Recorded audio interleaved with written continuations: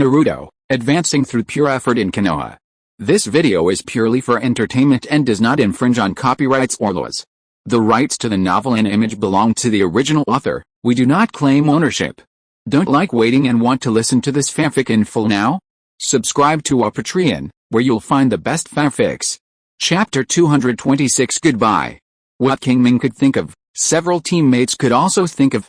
After realizing that they had been exposed, Hinata Fihong asked in a deep voice, "Captain, what should we do?" Hearing this, Qingming did not immediately answer the other party's question, but first asked, "Fihong, how far is it from here to the enemy's headquarters?" Hinata Fihong heard this, glanced to the right front, and replied neatly, "Go through this corridor, turn 2 corners to the right, and the total journey is about 200 meters. Is that so?" Qingming groaned, without thinking too much, and directly ordered, "Don't worry about those guards, and then go full speed.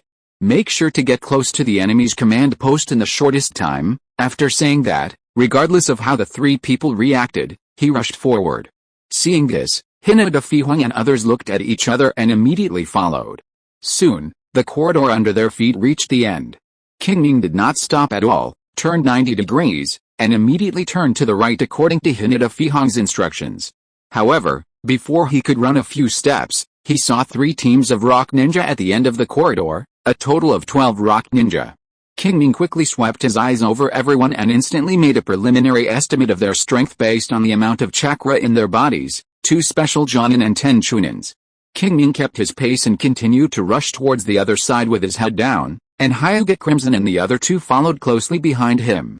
Seeing this, the 3 teams of rock ninja were secretly alert. Among them, a special jonin took a step forward and shouted loudly, "Stop! Enemies have sneaked into the base. Please cooperate with the inspection immediately." However, Qingming turned a deaf ear to his shouting and continued to run forward. Seeing this, the special jonin immediately drew out the kunai in his hand and warned again, the 4 people in front, "Stop immediately." This time, Qingming finally stopped, and Hyuga Crimson and others behind him also stopped. Seeing this scene, the dozen rock ninjas didn't say anything, but they instinctively relaxed their guard in their hearts. And Qingming was waiting for this opportunity. The special jonin in front wanted to say something, but before he could open his mouth, Qingming suddenly raised his head and revealed a pair of blood-red eyes. "Sharingan? Not good." Seeing his eyes, the special jonin was horrified and swallowed back the words that were about to come out. Now, he just wanted to warn. However, it was too late. The moment the 2 looked at each other, Qingming activated the Sharingan and released hypnosis, temporarily controlling the special jonin. Then, he moved his hands and 6 shurikens appeared in his palms. Swoosh, swoosh, swoosh. A subtle sound of breaking through the air sounded. 6 shurikens were thrown by Qingming in an instant. One of them aimed at the throat of the special jonin of Iwagakure, who was standing still in front, and the other 5 shot at the 11 Iwagakure ninjas behind him. Not only him, but also Hinata Fihong and others who were well prepared also threw kunai and shurikens. "Be careful." Seeing the many kunai and shurikens coming towards them, another special jonin in the Iwagakure team immediately warned. Unfortunately, despite their deliberate actions, they still lost 5 people at once, and another 3 were injured. Only 4 people completely avoided this round of attacks. Qingming instantly passed the special jonin whose throat was pierced by his shuriken, and rushed into the 7 surviving Iwagakure ninjas in the blink of an eye. The intense exercise made his transformation technique ineffective, and the whole person changed from the appearance of an Iwagakure jonin to his own appearance. Ghost Sword Qingming, the surviving Iwagakure special jonin recognized Qingming's identity and cried out in surprise. Qingming smiled at him, but the other party was so scared that he closed his eyes and retreated quickly. Seeing this, Qingming did not choose to chase the other party, but instead used the illusion sword technique and the vision blocking tactics to instantly eliminate the 6 surviving Iwagakure chunins in the field. At this time, Hinata Fihong and others had just arrived. Although they had heard of Qingming's ghost sword name and knew that he was very powerful. But when they saw his mysterious swordsmanship, the 3 of them couldn't help but gasp and froze in place. Qingming didn't care what they thought. After killing the rock ninjas in the field, he rushed forward again without stopping. Seeing this, Hinata Fihong and others immediately calmed down and followed closely. It only took a few seconds for them to reach the end of the corridor. Qingming turned right again. A few dozen meters ahead was the command post of the rock ninjas. However, The remaining dozens of meters were destined to be difficult to walk. Qingming had just rushed forward a few steps when he sensed the danger. Boom! An explosion came from the side, and the dirt and gravel flew everywhere. Qingming hurriedly stopped and avoided this wave of attacks. When the smoke and dust cleared, a figure blocked the way. Seeing the person coming, Qingming narrowed his eyes slightly. It was none other than the member of the Rock Hidden Blasting Force who had fought with him twice, hunting. His explosive escape left a deep impression on him. His first short sword was exploded by the opponent's bare hands. However, his wind blade should have left a deep impression on the opponent in the last farewell attack. Thinking of this, Qingming couldn't help but glance at the opponent's chest and abdomen, wondering if there would be a horrible scar under the clothes. As if he noticed Qingming's gaze, a trace of fear flashed across Shou's skinny cheek. If he hadn't escaped in time, he would probably be dead now. Despite this, the wound also made him lie down for 7 or 8 days. Even though it has healed now, he still feels pain from time to time. Obviously, this has left sequelae. And his strength has also dropped a lot because of this. Too intense a battle will make his chest hurt and his chakra will not flow smoothly. Unfortunately, his explosive escape still needs close combat to play its full role. This makes him very uncomfortable.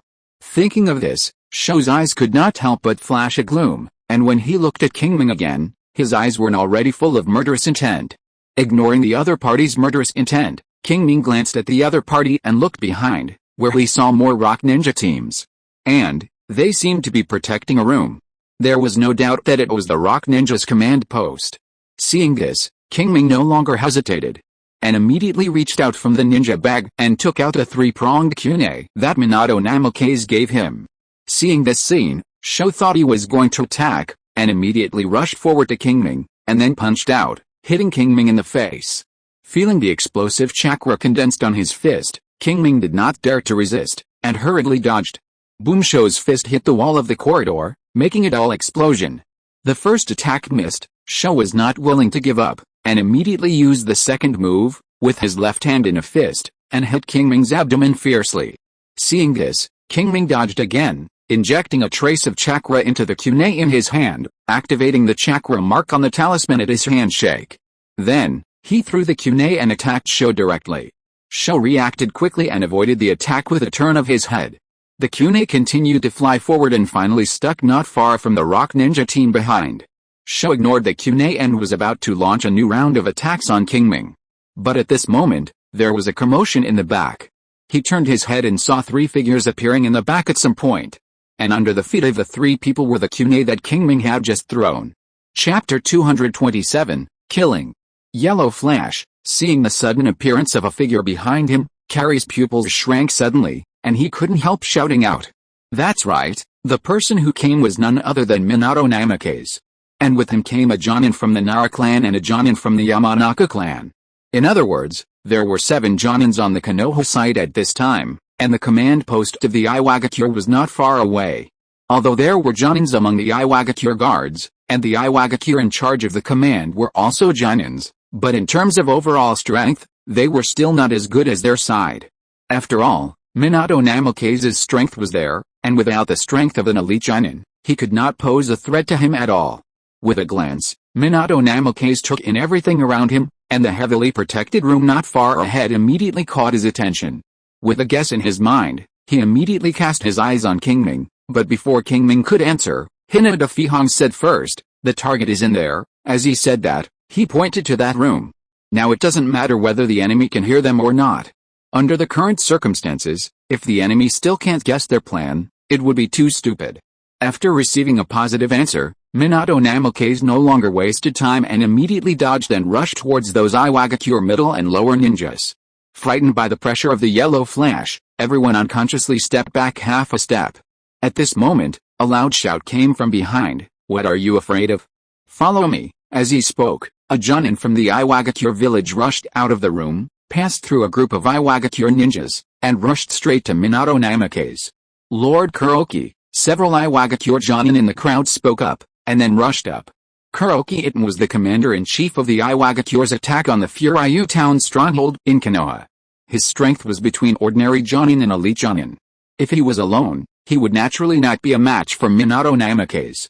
However, His appearance gave other Iwagakure ninjas courage, and many Iwagakure Jonin rushed towards Minato Namikaze with him. This brought some trouble to Minato Namikaze. In addition, as these Iwagakure Jonins took action, other Iwagakure ninjas also began to attack and besieged other Konoha ninjas in the field. For a moment, the corridor seemed extremely crowded. In this situation, no one dared to use powerful ninjutsu, for fear of accidentally hurting their own people. And this was a good opportunity for Sho. Originally, such a narrow place was more conducive to the use of his explosive escape technique. Now that Qingming could not use ninjutsu, he was even more fearless. That's right, his target was still Qingming. Although he was surprised by the appearance of Minato Namikaze, he did not forget Qingming, who was close at hand. So, as soon as the battle started, he immediately threw a right hook at Qingming's chin. A strong wind came, and Qingming exerted force on his waist and abdomen, and his upper body leaned back straight, narrowly avoiding the attack. But at this moment, a burst of explosions was heard. Qingming saw the air in front of him being blown up by Sho's punch, and then a shock wave came, pushing him straight back. Qingming took several steps back, and felt a dull pain in his chest. Obviously, the shock wave from the close range just now still hurt his organs. However, this little damage is really not a big deal for him with a 13-point physique, and you can just slow down a little.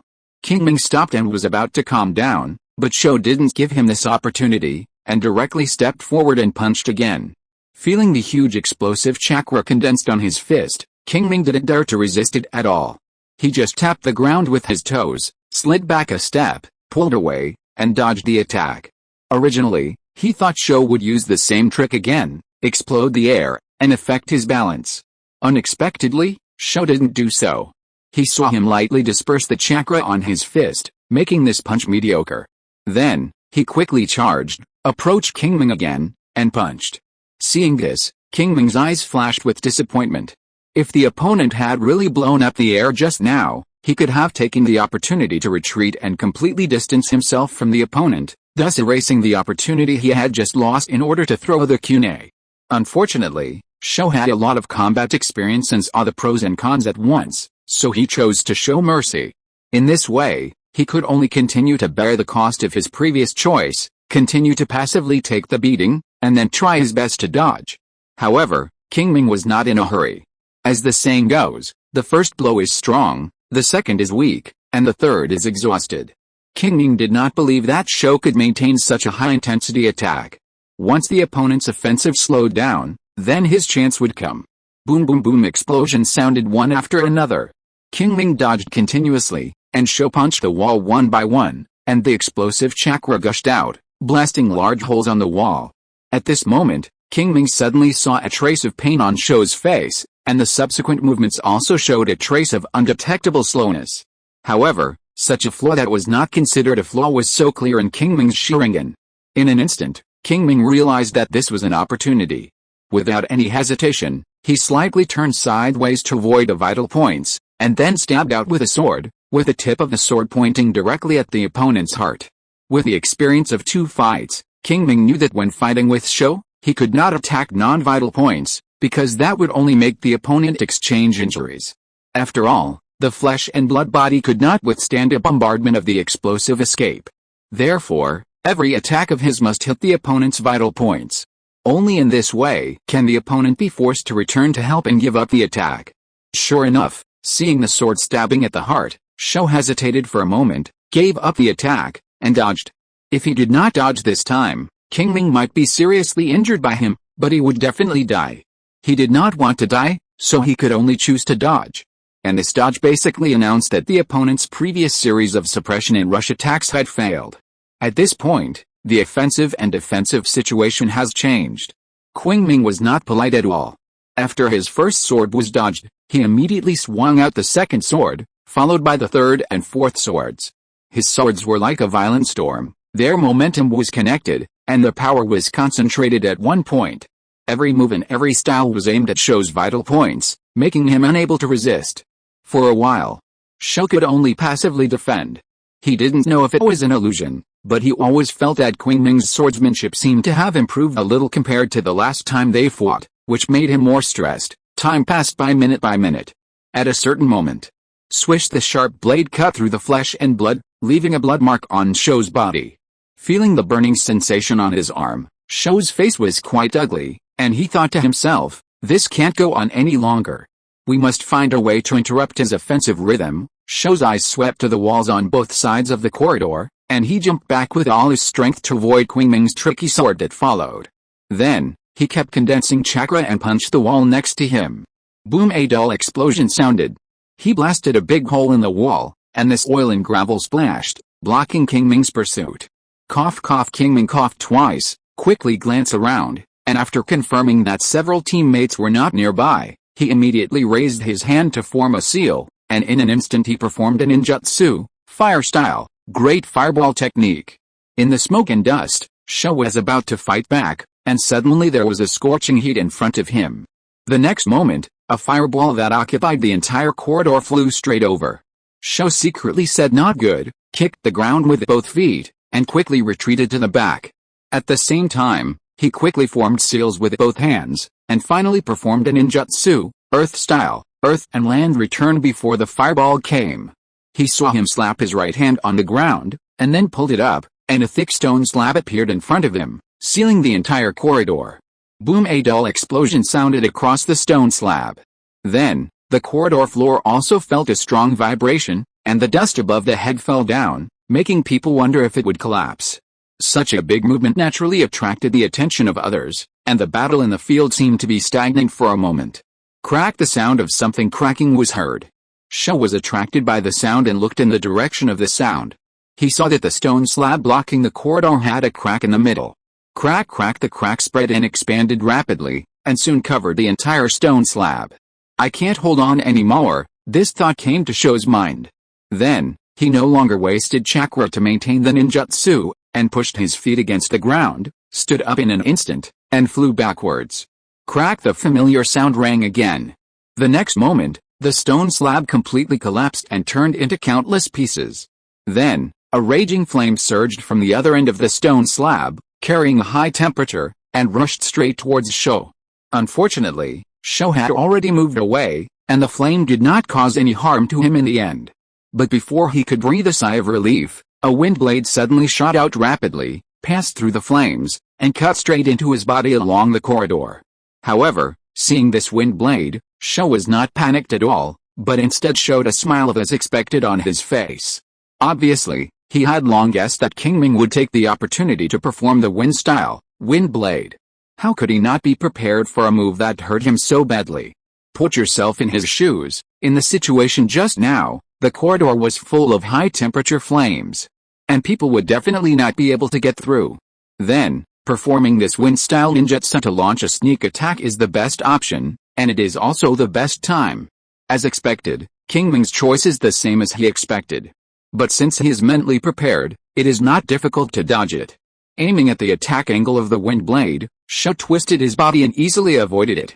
However, at this moment, a figure wrapped in a faint green light passed through the flames and appeared in his field of vision. Then, a pair of blood-red eyes occupied his entire field of vision, pulling his consciousness into an endless abyss. How is it possible? At the moment of his consciousness sinking, Shou said these 4 words with disbelief on his face. Nothing is impossible. Qingming's faint voice came from the front. The next moment, the dagger pierced straight out and accurately pierced Shou's heart. Until the last moment of his life, he did not wake up from the illusion. Chapter 228 Mission continues. Squeak! Qingming drew out his short sword and let Shou's body fall to the ground, and the green light on his body dissipated. This layer of green light was nothing else but wind escape chakra. He had mastered this skill of spreading wind escape chakra all over his body after he developed the instant sword technique. At that time, it was to integrate himself with a short sword and use the power of wind escape to achieve ultra-high-speed short-distance movement. But now, the short sword in his hand is of ordinary quality. It was not mixed with expensive chakra-conducting metal when forging, and it was impossible to effectively transfer chakra. Therefore, he could not perform the instant sword technique. The reason why he just spread wind escape chakra all over his body was just to resist the high temperature around him. Shou thought that he could not pass through the sea of fire to get close, but he did the opposite, using the protection of wind escape to forcibly break through the barrier of the flames. In this way, he caught Shou off guard.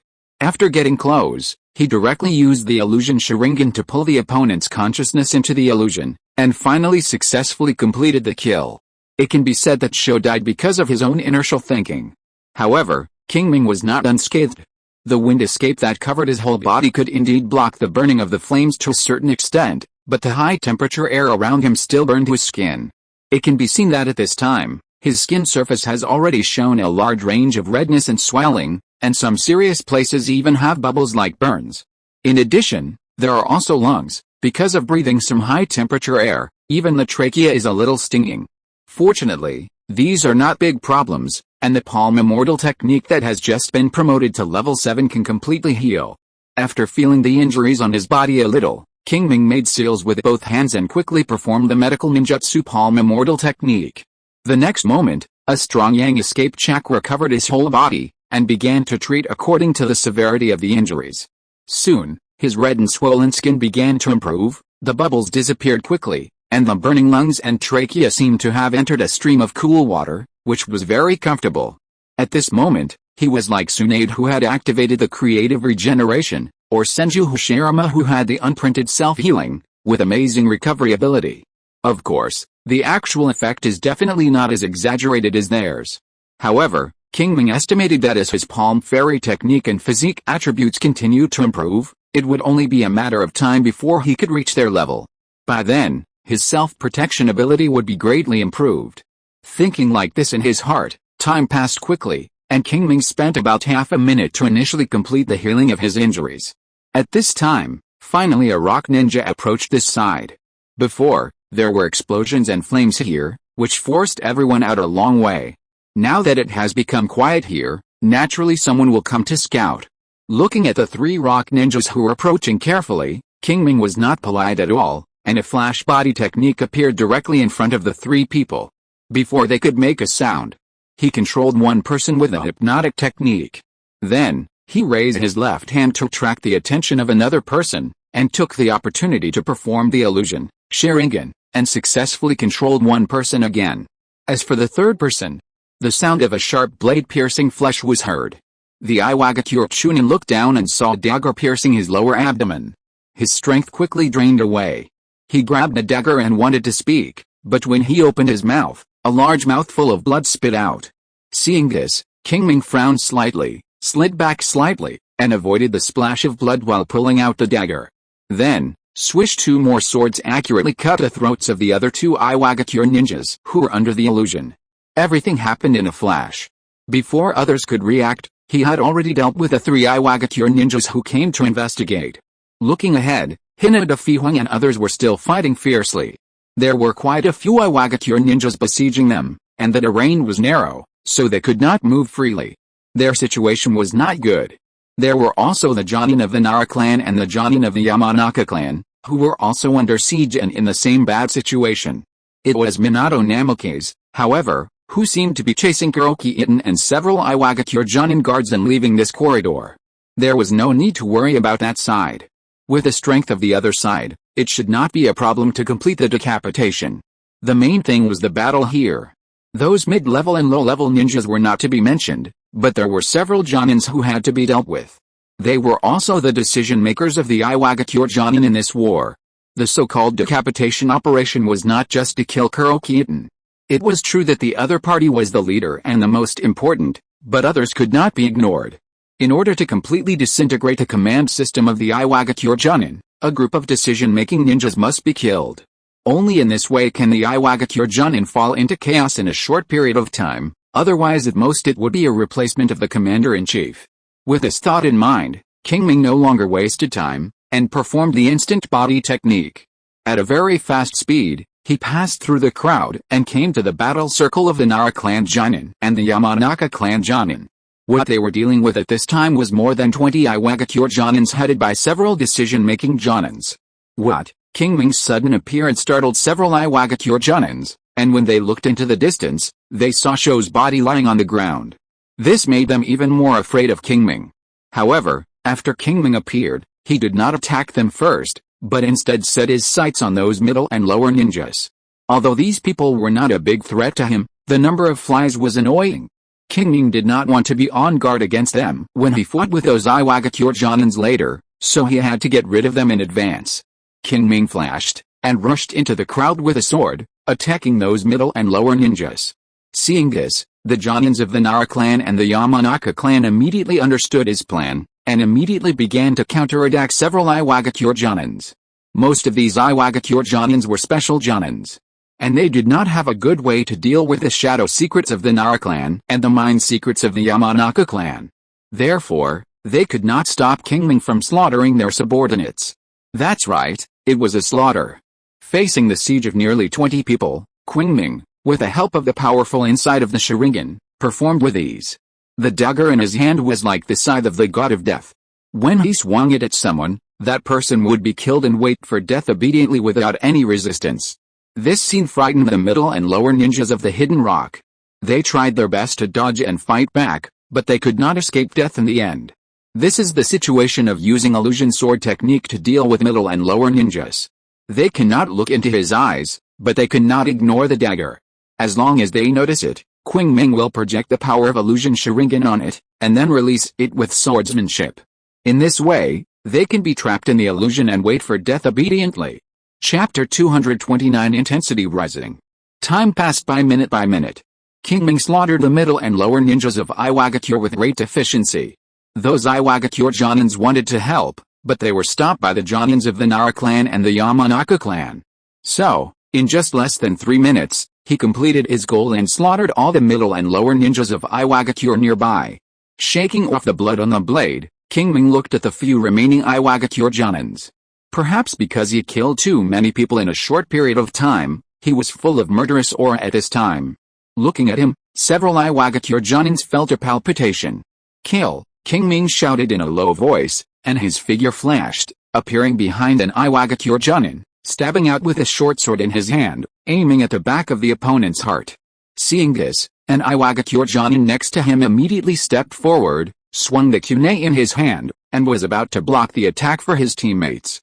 But at this moment, a black shadow quietly spread from the corner of the wall, along his legs, and climbed up his body. A binding force came from the shadow, causing him to pause. He had no choice but to shout a warning, "Qi Guang, be careful." Wu Qi Guang actually sensed the danger when Qingming appeared behind him. Now with his teammates' warning, his reaction was even faster. Before the dagger touched his body, he used the substitution technique. With the explosive growth of his movement speed, he instantly moved away from Qingming and left a stone as a cover. Ding! The dagger stabbed the stone, making a crisp sound. With a recoil force from the blade, Qingming turned his wrist and slashed the dagger at the Iwagakure Jonin, who was bound by the shadow secret technique. Seeing this, Wu Qi Guang, who had already dodged far away, immediately threw the kunai in his hand, aiming directly at Qingming's neck artery. With a glance, Qingming instantly took the flight trajectory of the kunai into his mind, and then twisted his body slightly to easily avoid the attack. However, because of this, his attack was distorted and he failed to cause fatal damage to the Iwagakure Jonin next to him. Swish! The short sword slashed across the opponent's forearm, leaving a deep scar on it. With the stimulation of the pain, the Iwagakure Jonin roared and finally broke free from the shackles of the shadow on his body. Influenced by this, the Jonin of the Nara clan not far away took 2 steps back. However, Qingming didn't care about this. After failing to kill the opponent with one sword, he immediately swung the second sword, aiming at the opponent's throat. Sensing the danger, the Iwagakure Jonin did not hesitate and immediately retreated. While dodging the attack, he formed a pincer attack with Wu Qi Guang. Qingming glanced at the two people, not caring at all. He kicked the ground with his feet and rushed up again like a cannonball. Ding ding dang dang! Soon, the 3 of them fought in a group.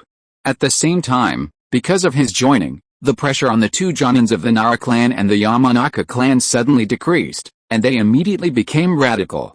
It was at this time that Qingming discovered a problem. That is, he gave priority to solving those Iwagakure middle and lower ninjas, which reduced his worries and allowed him to fight the Iwagakure Jonins in front of him with confidence. But at the same time, the death of these Iwagakure middle and lower ninjas also made the Iwagakure Jonins in the field lose their constraints. They no longer worry about hurting their own people when performing ninjutsu. So, one by one, their combat power increased greatly. And this also caused the intensity of the battlefield to increase exponentially. Boom boom boom explosions sounded one after another. The whole corridor, no, the entire underground space was shaking. The full efforts of several Jonin soon overwhelmed this underground space. The walls on both sides and the dome above were densely cracked, and it seemed that they would collapse at any time. However, despite this, no one retreated, and the battle continued. A muffled groan suddenly came. Wu Qingming was careless and Qingming found an opportunity to control his mind with the genjutsu, Sharingan. Then, a sword pierced his chest. The severe pain made him wake up from the illusion and he instinctively groaned. When his sight returned, he immediately realized his situation and felt boundless despair. Looking at Qingming who was close at hand, Wu Qingming swallowed the blood in his throat, stretched out his hands, and used up his last bit of strength to grab the dagger in front of his chest.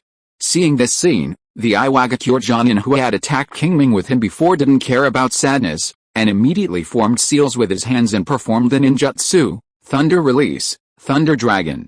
The next moment, there was a crackling sound, and a Thunder Dragon rushed out from his palm and rushed towards Qingming at a very fast speed. A sense of crisis came from behind, and Qingming did not hesitate and immediately released a dagger inserted in Wu Qingming's chest. Then, he dodged and rushed to the right front. Huh? Want to run? How is that possible? The Iwagakure Jonin in the back saw his movements, snorted coldly, and immediately controlled the Thunder Dragon to chase after him. Glancing at this scene, Qingming immediately changed direction, gathered chakra at the soles of his feet, and rushed forward along the side wall. Seeing this, the Iwagakure Jonin in the back still refused to give in and continued to control the Thunder Dragon to chase. Qingming's eyes turned cold, and then his hands quickly formed seals. Finally, before the Thunder Dragon caught up with him, he performed the ninjutsu, Wind Style, Wind Blade. A transparent wind blade flew out from his palm and instantly cut into the Thunder Dragon. After a slight pause, it split the Thunder Dragon in half. Originally, Wind Attribute Chakra was an advantage over Thunder Attribute Chakra, and now the Wind Style, Wind Blade he performed was more advanced and the Thunder Style, Thunder Dragon performed by the opponent. In this way, it was natural to easily break the opponent's ninjutsu. However, because the distance was too close, when the Wind Blade cut the Thunder Dragon, the power it released still affected Qingming. Zizzy, a flash of white light passed by, and the sound of dense electric current sounded. Qingming was affected, and his hair stood up instantly. He was also trembling with electricity, and his nervous system was paralyzed and unable to move. Good opportunity. Seeing this scene, the Iwagakure Jonin was delighted and quickly took out a kunai with an explosive tag and shot it at Qingming. The magatama in his pupils spun rapidly, and Qingming instantly locked onto the flight trajectory of the kunai, and also saw the explosive tag tied to it. Without any hesitation, he instantly burst out all his chakra. Suddenly, a pressure swept across the whole place, and the electric current that trapped him was easily torn apart, and the air around him seemed to become sticky. Qingming kicked the ground with both feet, and the next moment, he disappeared from the spot. Ding boom, the kunai was nailed to the ground, and then the detonating tag tied behind it exploded. A flash of fire appeared, and a strong shock wave spread along the corridor to both ends. Puff in the smoke and dust, the sound of a sharp blade piercing flesh was heard. Looking carefully, Qingming was standing behind the Iwagakure Jonin, holding a kunai in his right hand, and stabbed deeply into the opponent's back. Puff, a mouthful of blood spurted out of the opponent's mouth. He glanced back and saw only half of Qingming's expressionless face. The Iwagakure Jonin wanted to say something, but Qingming didn't give him the chance at all. He used a little force with his right hand and pulled out the kunai that pierced his body. Suddenly, a lot of blood flowed out, and he staggered forward a few steps, then lost his life and finally fell to the ground. If you're listening to this novel on a channel other than Fanfic World, it means they downloaded and uploaded it without effort. We cordially invite you to visit our channel, Mundo Fanfic Novelis. There you'll find the original version of this story and you can explore many other novels of various genres. We're waiting for you to immerse yourself in a world of incredible novels. Chapter 230 Escape.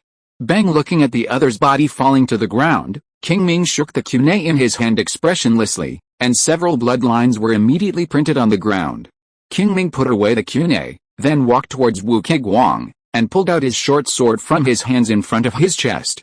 Until this time, The people in the field who were inexplicably shocked by his burst of all chakra just now gradually came back to their senses. The people on the Konoha side were fine, they just felt that with such a strong combat power, the probability of the mission being successful was a little higher. And what about the rock ninja? Those rock ninja Jonins thought they had overestimated Qingming's strength as much as possible, but they never thought that they still underestimated Qingming. This made them feel depressed. Just looking at the amount of chakra just now, let alone ordinary Jonins, even the elites among the Jonins, I'm afraid there are not many people who have more than him. Although people with a large amount of chakra are not necessarily very strong, it is undeniable that only such people have the potential to become strong. And Qingming. Several Iwagakure Jonin looked at the corpse of Sho in the distance, and then looked at the two companions who had just been killed by Qingming nearby. There is no doubt that the opponent is a real strong man. Several Iwagakure Jonin looked at each other, as if they had exchanged some secret signals, and suddenly burst out with all their strength at the same time, sweeping away the attacks of the two Jonins of the Nara clan and the Yamanaka clan. Then, they rushed forward, directly leaving the battle, and then performed the flash body technique together, running wildly towards the other end of the corridor. If Qingming remembered correctly, that should be the direction leading to the entrance and exit of the underground space. Obviously, they were planning to escape. Yes, he had already dealt with the opponent on his side, and it would not be difficult to deal with them later, so it was no wonder that they wanted to run. Although he understood this, it did not mean that Qingming would let them go. Not to mention him, the Jonin of the Nara clan and the Jonin of the Yamanaka clan took action first. One of them performed the shadow gathering technique, instantly transforming the shadows under his feet into dozens of thin and long tentacles, grabbing the fleeing Iwagakure Jonins. Another one formed seals with his hands and performed the heart-turning technique, transforming all his spiritual energy into a straight line, and projected it at an Iwagakure Jonin at an extremely fast speed.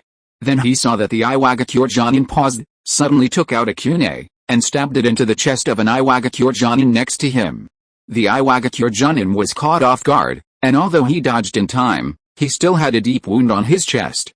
The blood kept flowing out, soaking his clothes in an instant.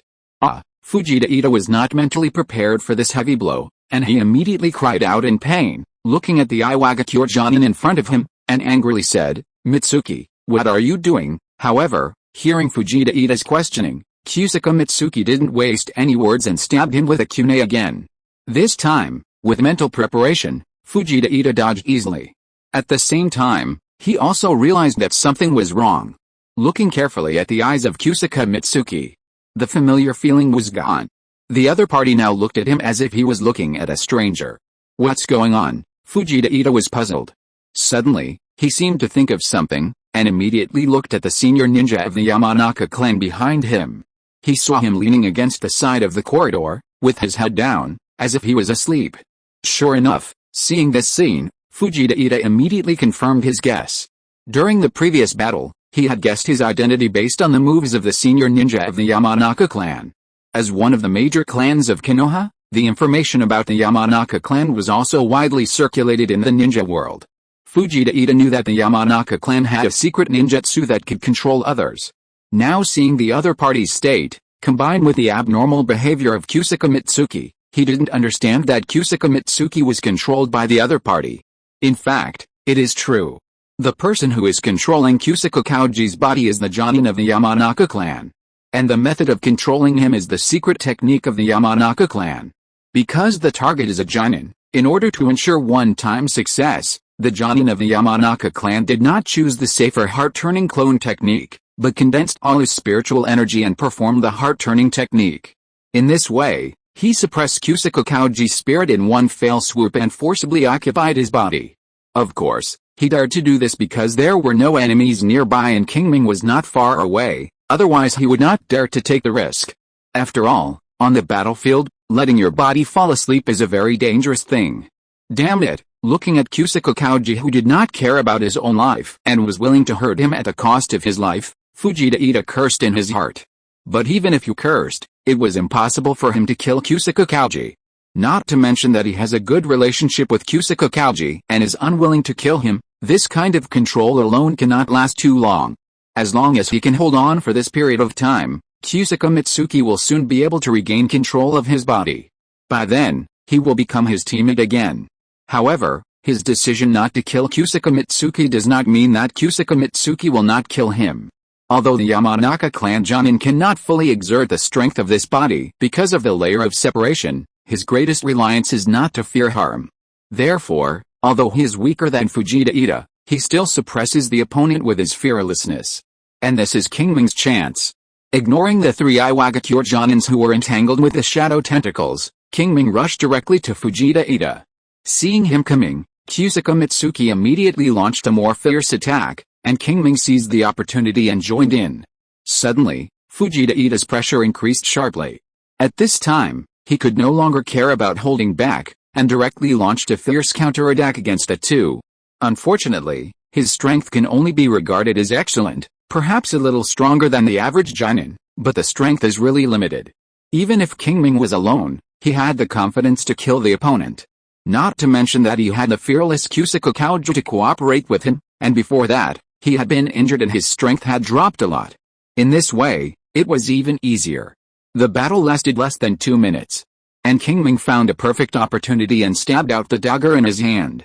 This sword was just stuck in the blind spot of Fujita Ida's vision, and it was fast and fierce. When Fujita Ida realized the danger, he only had time to avoid the vitals. Swish, the sound of the sharp blade cutting through flesh and blood sounded.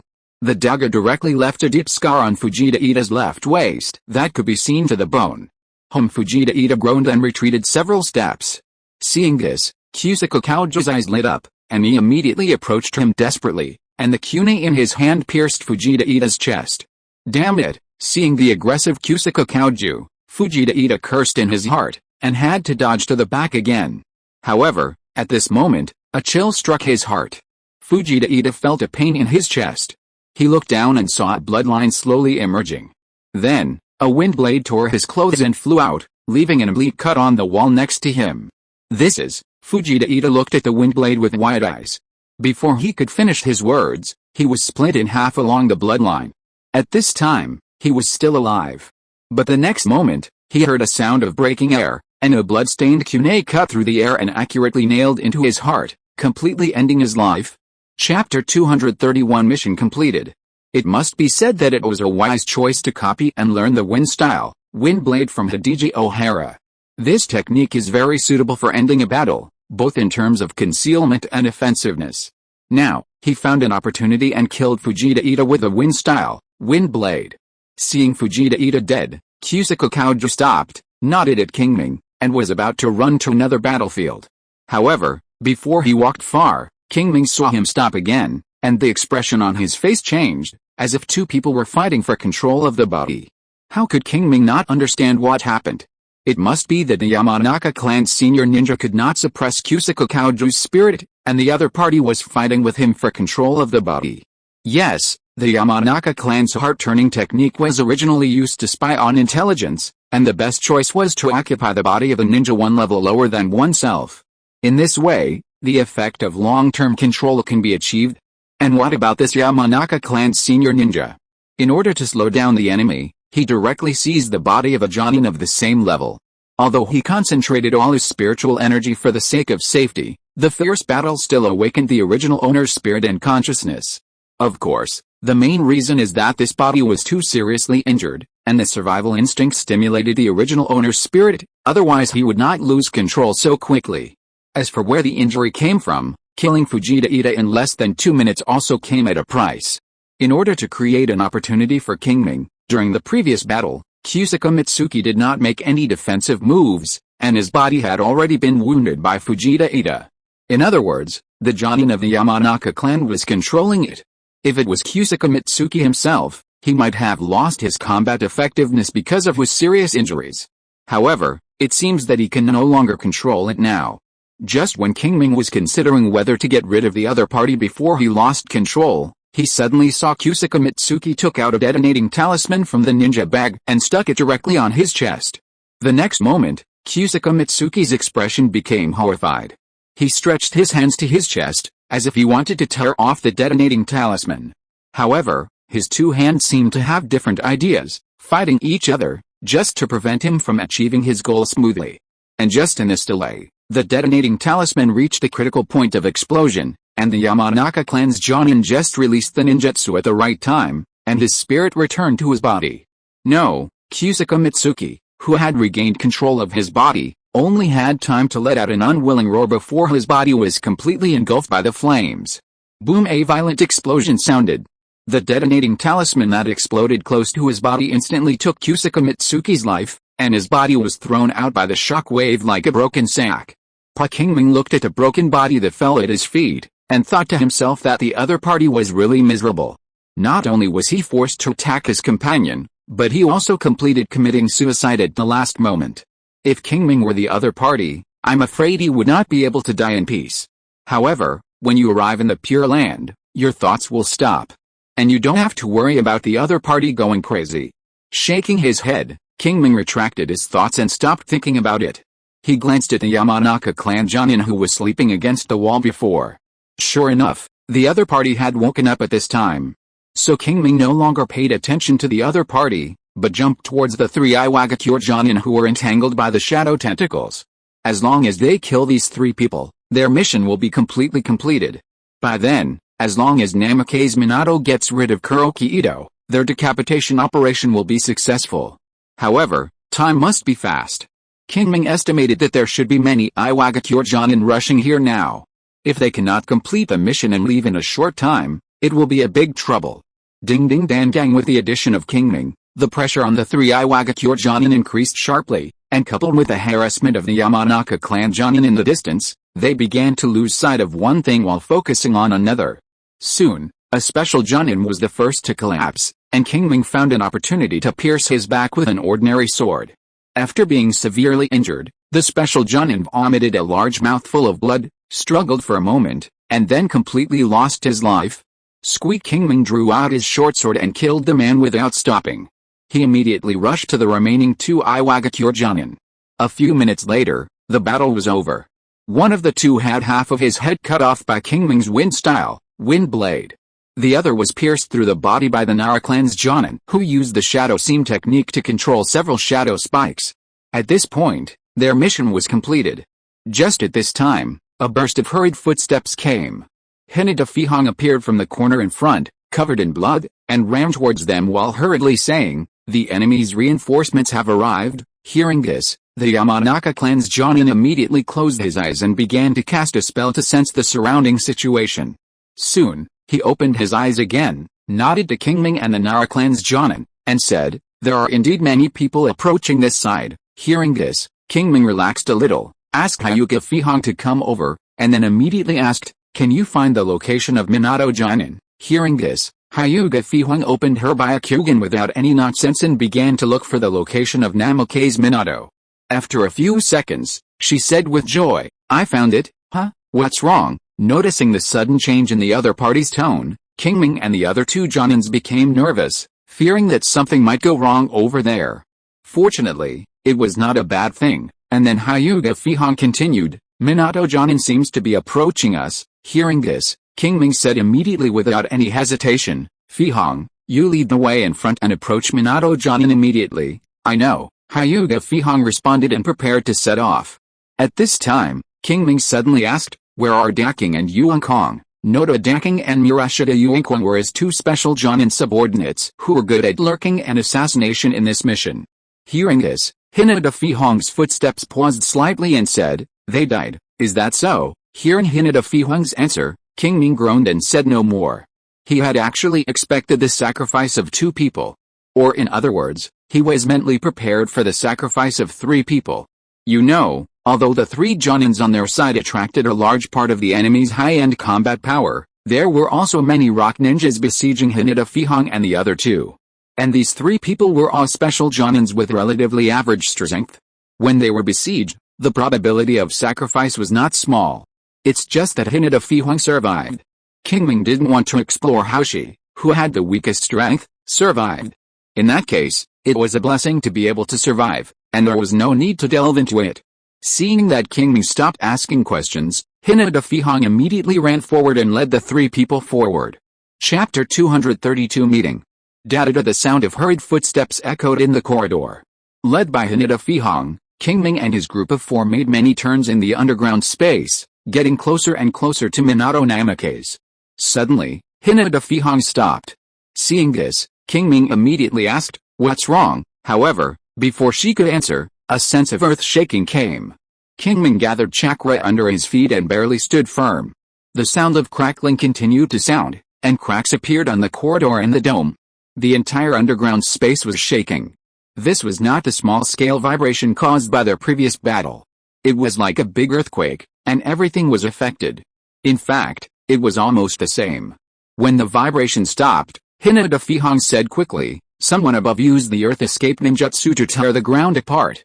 Now 4 groups of enemies are entering this underground space from the cracks." At this point, she glanced forward and continued, "One of the enemies is just stuck on our way forward." Hearing this, Qingming frowned slightly and asked, "Can we bypass it?" Hinata Fihong glanced around, shook her head, and said, "There is no way to bypass it. There are also rock ninjas in other places. The enemy seems to know our location roughly, is that so?" After a pause, Qingming immediately said, "Then don't worry about it. You lead the way according to the original plan, and leave the enemies to us." "Yes," Hinata Fihong responded and continued to run forward. Qingming and the other 2 followed without any hesitation. At the same time, the Yamanaka clan's senior ninja was also sensing the location of Namake's Minato. Once it was sensed, he could use the heart communication technique to get in touch with the other party.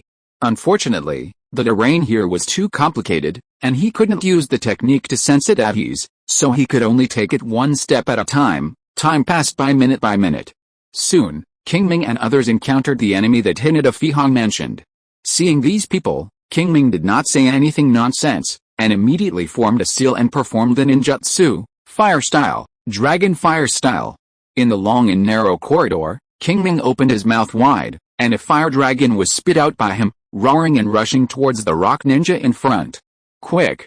Use water style." "No, it's too late, run!" Painful screams echoed in the corridor. Qingming's spell-casting speed was too fast. As soon as the 2 sides met, the rock ninjas could not react at all, and they were immediately killed and injured. This was not over yet. Qingming flipped his hand and took out a kunai from his ninja tool bag, all of which were wrapped with detonating talismans.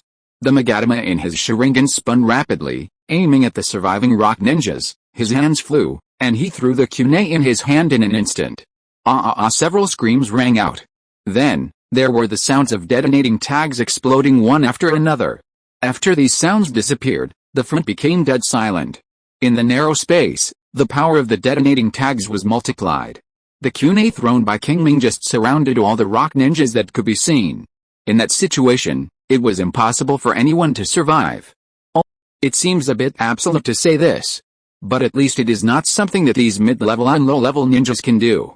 "Go." After killing these people, Qingming uttered a word lightly. Hearing this, Hinata Fihong swallowed her saliva, nodded, and immediately ran forward, followed by Qingming and others. Just now, the people he killed were not all the people that Hinata Fihong saw. This was just one of the search teams. Later, they encountered several more waves of such enemies, but they were all dealt with by Qingming and 2 senior ninjas from the Nara clan and the Yamanaka clan with thunderous means. Despite this, the enemy still roughly locked their position and was constantly narrowing the encirclement. However, this is no longer important, because they have already contacted Minato Namake's, and the 2 sides will soon meet. 10 seconds later, they turned a corner. Qingming and his 4 companions saw Minato Namake's rushing over. After a big battle, the other party's clothes were still clean, just like when he first came here. It can be seen that Kuroki Yiden and several Iwagakure ninjas did not pose any threat to him. The reason why he was able to drag it out for so long is probably because he was familiar with the terrain here and escaped for so long. In fact, this is indeed the case. Although Kuroki Yiden acted righteously at the beginning and was the first to attack Minato Namake's. In fact, this was just a means for him to mobilize morale. When the fight really started, he immediately called on several Iwagakure ninjas around him to fight and retreat, and gradually left the battlefield. Unfortunately, Minato Namake's target was them and his strength was too strong. Even if they joined forces, they could not hurt him, nor could they escape. In the end, several people died in a corner where no one cared. After killing these people, Namake's Minato began to return along the original route, preparing to carry out the last stage of the mission, that is, to lead people away from here. At first, because he was not sure who would survive, he did not distribute the special kunai with the Flying Thunder God technique to several people. This is not because he was reluctant to give up a few kunai, or because this kind of kunai was rare. On the contrary, he could make this kind of kunai at will. The reason why he did this was simply to keep it secret. The Flying Thunder God technique is not only his combat core, but also an absolute forbidden technique recorded in the Book of Seals. There must be no risk of leakage. Therefore, unless necessary, he will not easily hand over related things to others. In fact, every time the fight is over, he will collect these special kunai one by one. Although he does not think that anyone can crack the Flying Thunder God technique, it is better to be safe than sorry. The foundation of the 5 major ninja villages cannot be underestimated. If they get the kunai, even if they cannot crack the Flying Thunder God technique, as long as they can develop some restraining methods, it will be a huge trouble. Therefore, in this mission, apart from the special kunai that was used for his positioning and teleportation, he did not give kunai to other people. And that kunai was also retrieved by him after he teleported here. This resulted in a result, that is, if he wanted to find Qingming and others, he could only use conventional means. Of course, he could also leave marks on Qingming and others in advance for positioning. But such a thing of life being controlled by others, no matter how much Qingming and others trust him, it is impossible for him to do so. Therefore, Minato Namikaze did not even mention it. As for secretly acting, let alone what to do if he is discovered, Minato Namikaze's own personality alone determines that he will not do such a thing secretly. Fortunately, the result is not too bad. Not long after the battle on his side ended, he was returning along the original route, and Qingming and others came to find him. Chapter 233 Evacuation. When the two sides met, Minato Namikaze saw that 2 people were missing from Qingming's side. Although he had already guessed it in his mind, he couldn't help but ask, "Where are Daking and Yuan Kong?" "Sacrificed," Qingming replied neatly.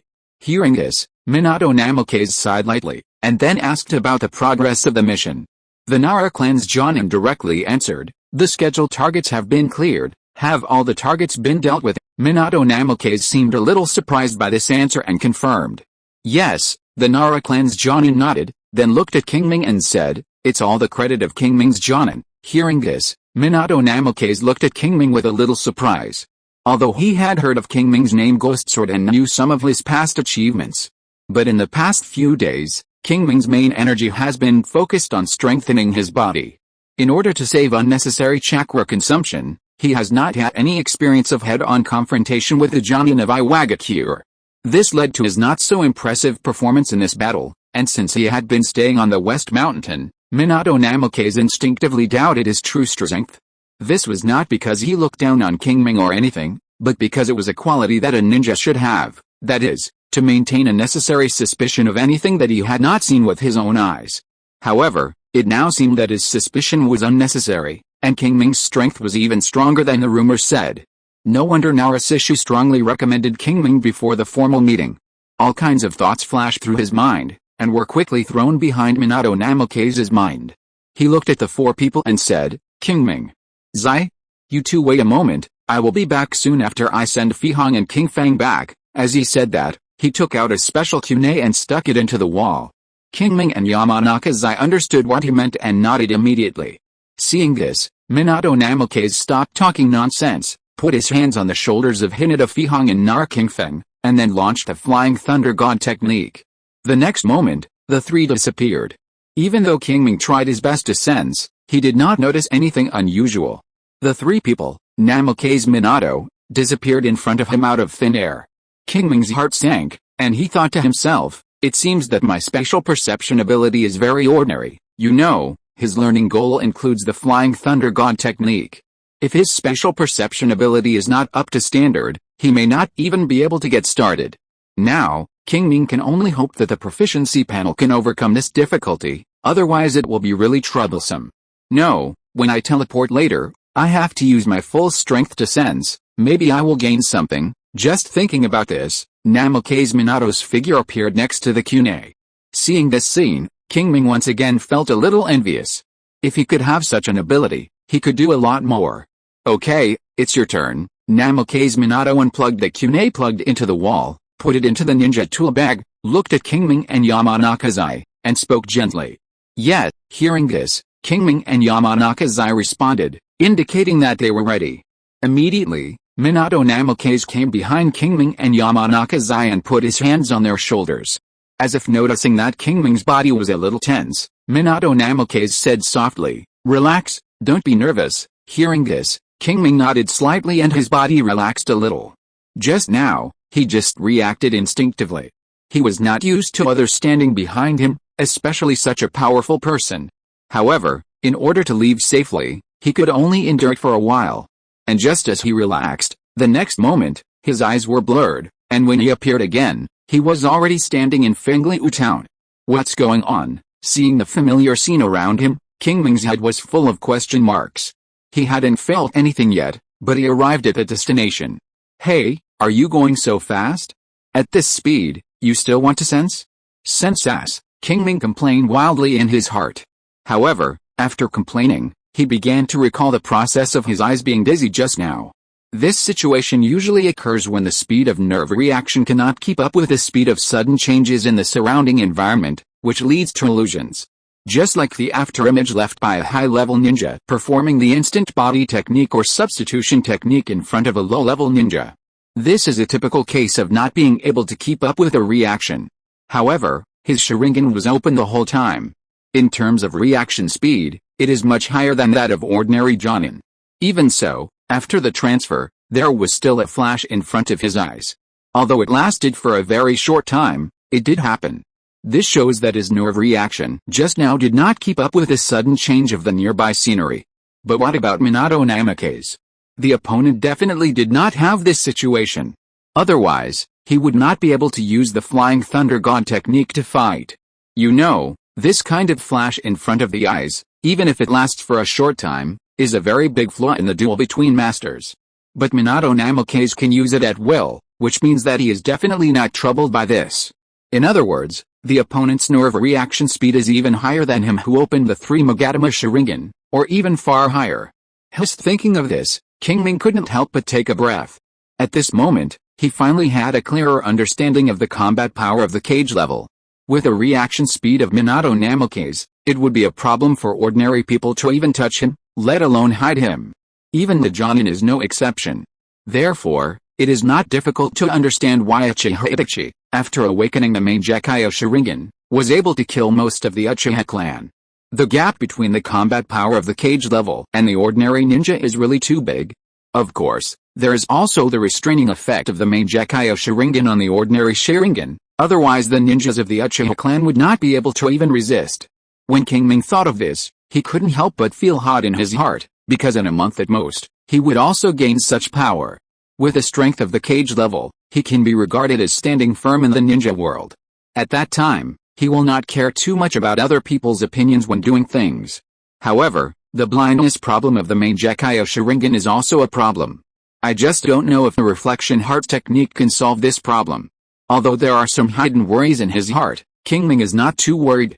Compared with others, he at least has a proficiency panel as a backing. By then, even if the reflection heart technique doesn't work, he can find other ways. Qingming doesn't believe that without his brothers, his Mangekyo Sharingan can't really be upgraded to the eternal Mangekyo Sharingan. Okay, we're here. Just as Qingming was thinking, Namikaze Minato's voice came from behind. Then, Qingming felt the other's palm leave his shoulder, which made his body relax instinctively and his muscles were no longer tense. Chapter 234 Aftermath. Qingming, I remember you know medical ninjutsu, right? Come and check it out for a fihong. The voice of Minato Namikaze came to Qingming's ears again. Hearing this, Qingming looked at Hinata Fihong who was not far away. At this time, the other party was pale and slumped on the ground. Many wounds on her body were bleeding continuously. The whole person looked very weak. Yes, 2 special Jonins who were stronger than her dad under the siege. How could she survive without paying some price? Before, the reason why she didn't show it was just because she was holding her breath. Now, after escaping from that underground space, the breath was lost, and her condition naturally deteriorated rapidly. Qingming carefully checked her injuries and found that there were mainly 3 injuries that threatened her life, located on her chest, lower abdomen and back. In addition, There were more than a dozen other external injuries distributed throughout the body, which also caused a lot of blood loss. Fortunately, these injuries were basically caused by kunai and shuriken, without any difficult means such as poison. It is not difficult to solve them with Qingming's current level 7 palm immortal technique and level 4 chakra scalpel. After knowing the bottom of the matter, Qingming nodded and said confidently, "It's not a big problem." Hearing this, Hinata Fihong, whose consciousness was already blurred, finally couldn't hold on and fell into coma. Seeing this, Qingming couldn't help but think, "This will to survive is really strong, then I'll leave it to you." Just as he was secretly sighing, Namikaze Minato spoke again. Yet, hearing this, Qingming didn't say this is what I should do or other humble or polite words, but just responded lightly. As an Uchiha clan member, he can act a little more approachable, but that tsundere in his bones cannot be discarded. Otherwise, there is no soul. Of course, this is a joke. The reason why he behaved like this is, first, to make himself more like an Uchiha clan member, not so special, and second, to reduce trouble.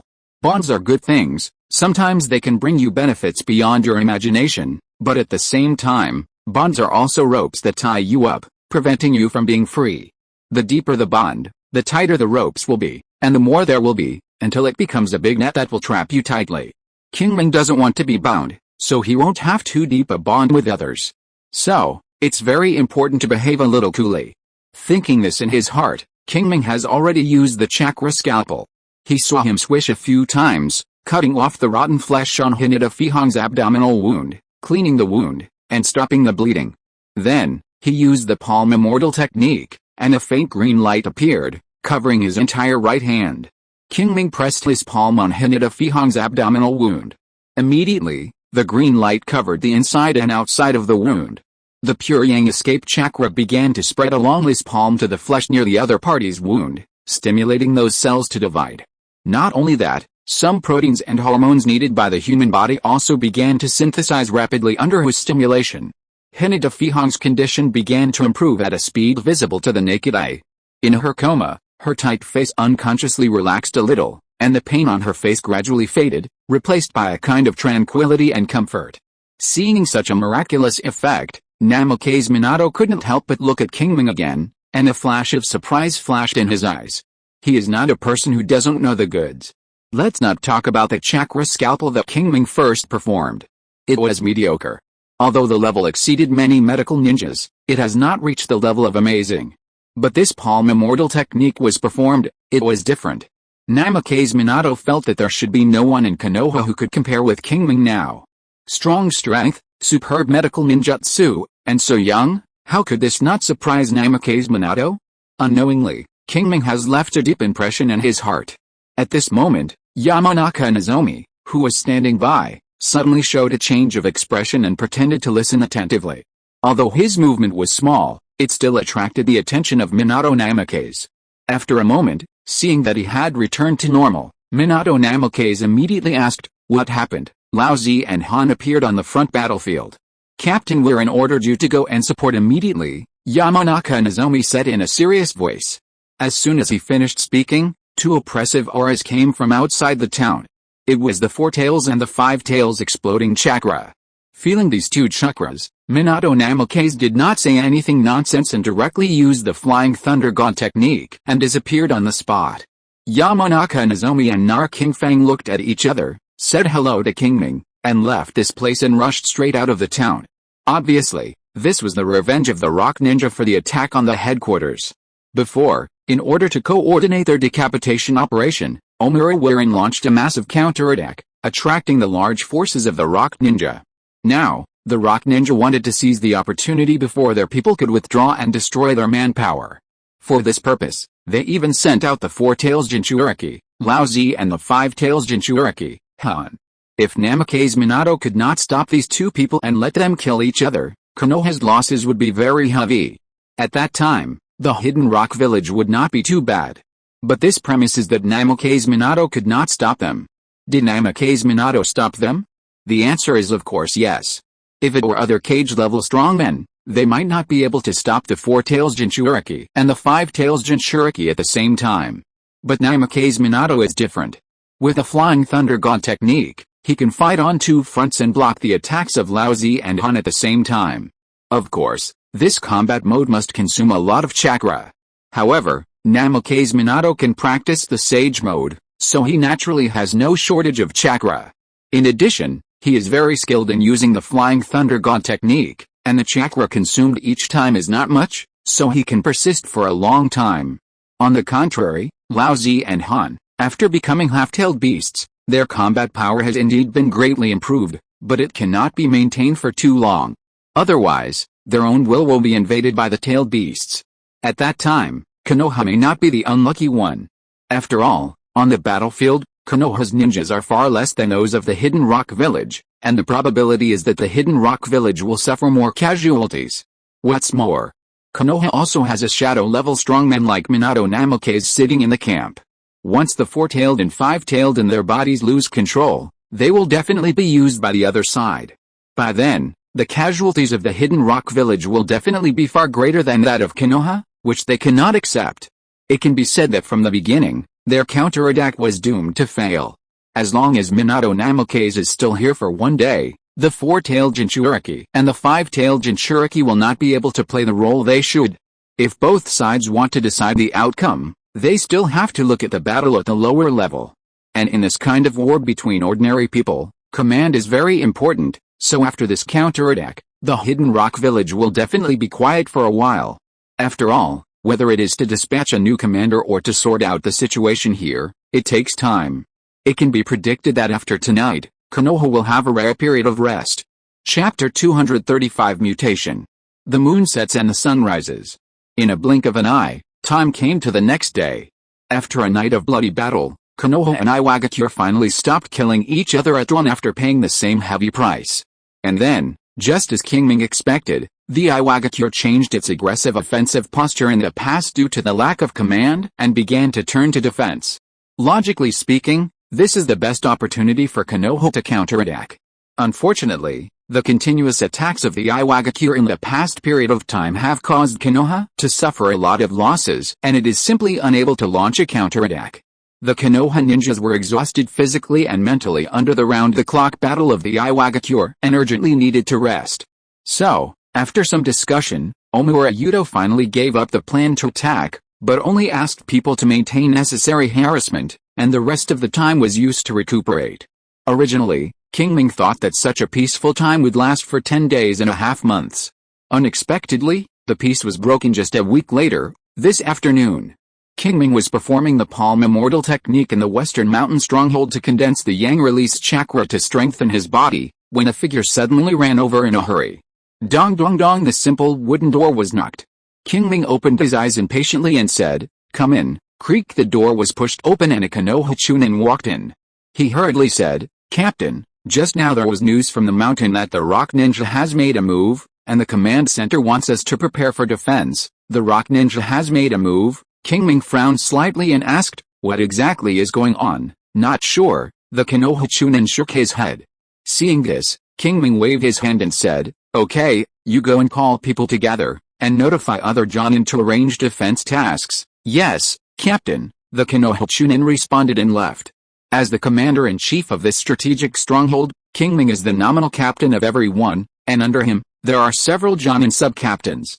Under normal circumstances, Qingming would hand over tasks such as defense and patrol to these Jonin squad leaders.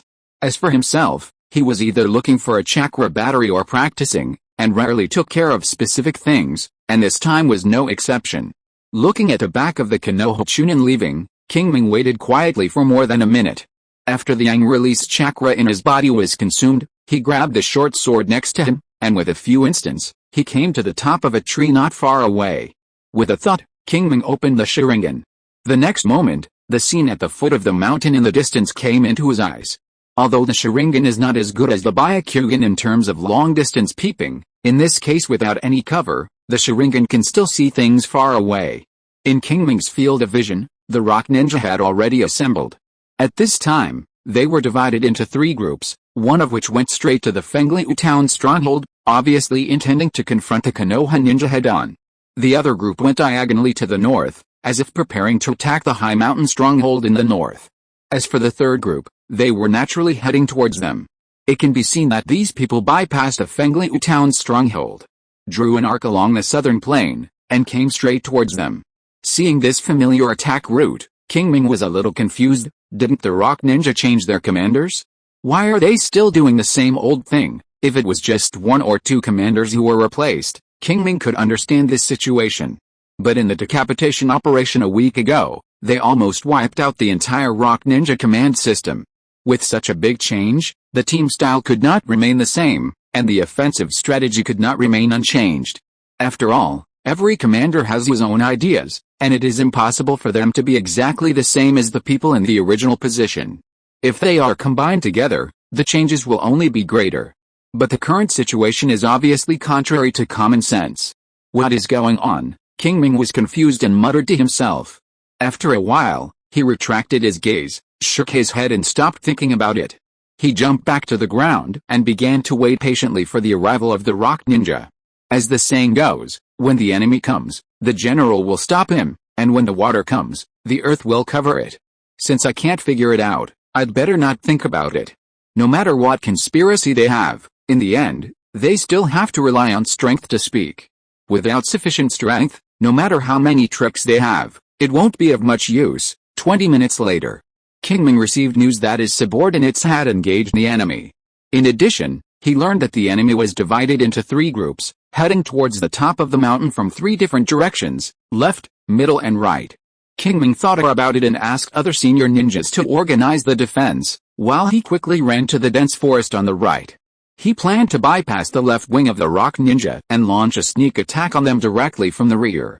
In this way, not only can the offensive rhythm of the Rock Ninjas be disrupted and their pace of advancement be delayed, but also the strength of the Rock Ninjas can be explored.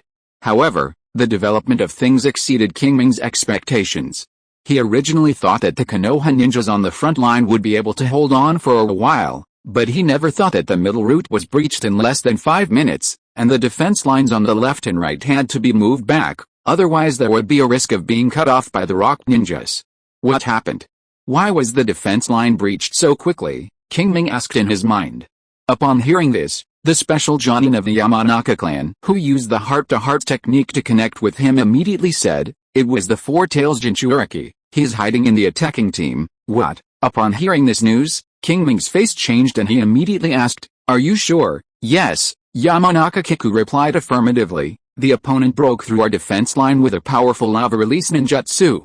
No one is his opponent." Upon hearing this, Qingming fell silent, and after a long while he said, "So this is what he was thinking." That's right. Through Yamanaka Kiku's description, Qingming has roughly guessed what the new commander of the Rock Ninja is up to.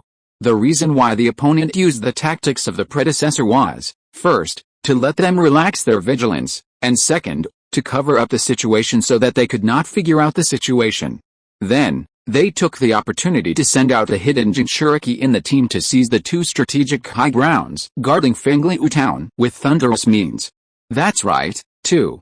If he hadn't guessed, the 5 Tails Jinchuriki should be in the Rock Ninja team attacking the northern mountain stronghold. Even, like the 4 Tails Jinchuriki, he may have broken through the defense line. However, it's useless to guess these now.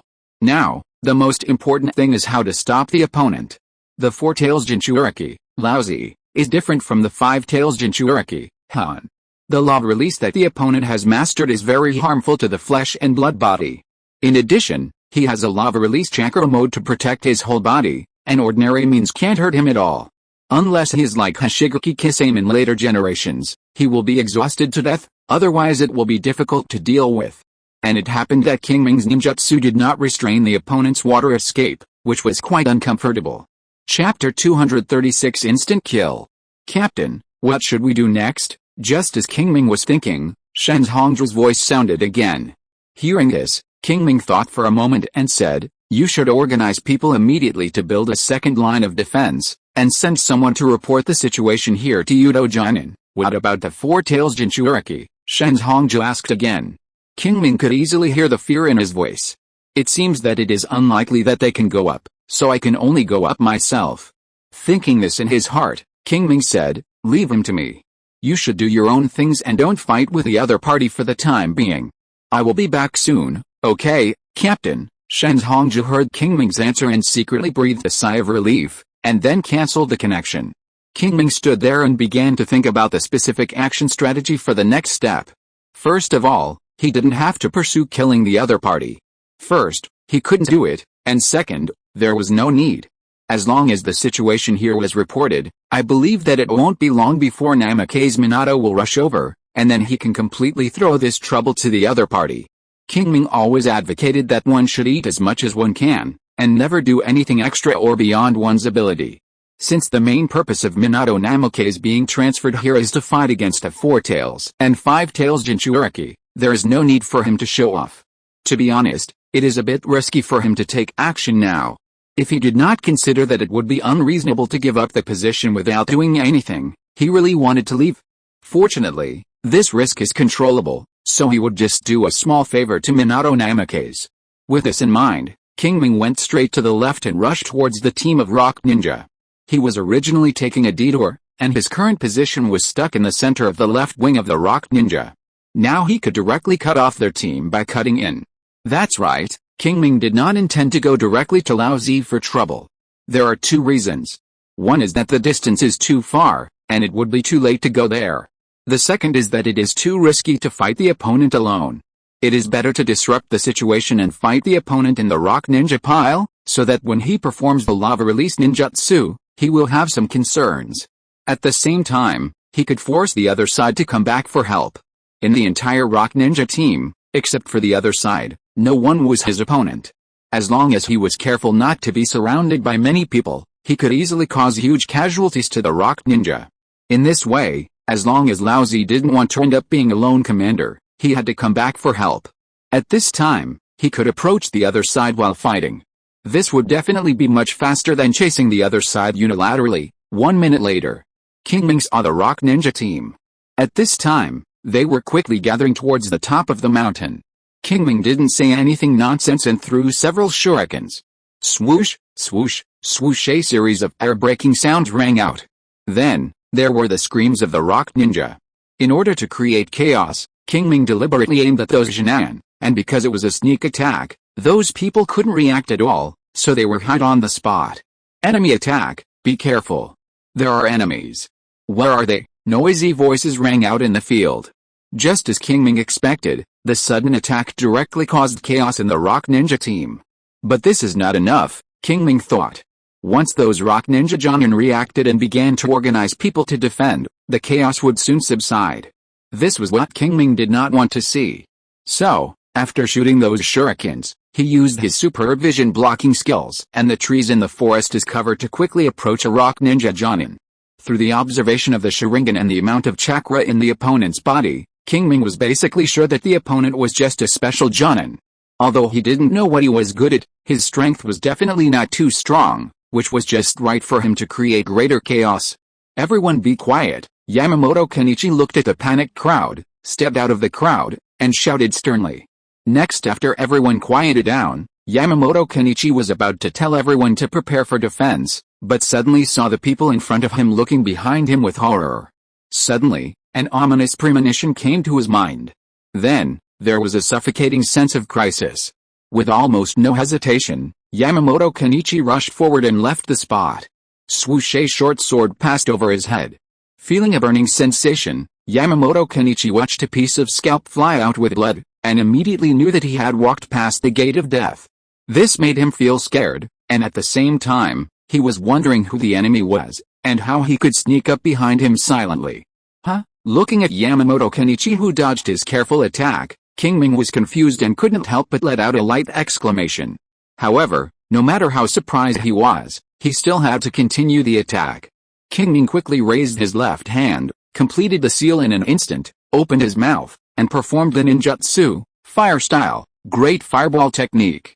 The huge fireball flew out and hit Yamamoto Kenichi, who had his back to him. Sensing the danger coming from behind, Yamamoto Kenichi quickly scanned the surroundings, his eyes lingering on a tree in front of him on the right for a moment. Then, he stomped his feet on the ground, and the whole person shot out like a cannonball, hiding behind the tree in an instant. Qingming controlled the fireball to chase after him, and smashed it hard on the tree. With a bang, the fireball exploded, and the red flames instantly engulfed the entire tree. A cough sounded, and a charred figure staggered out from behind the tree. Who else could it be if not Yamamoto Kenichi?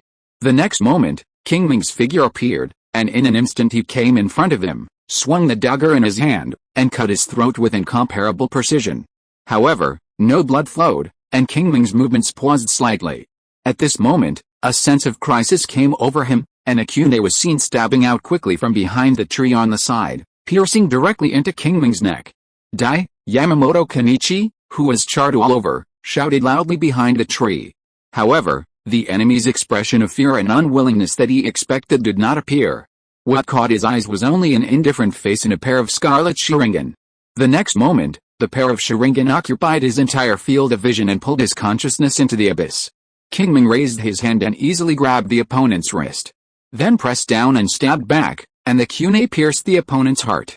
Severely injured by this, Yamamoto Kenichi woke up from the illusion. He looked down at the kunai inserted into his heart, and then looked at Qingming.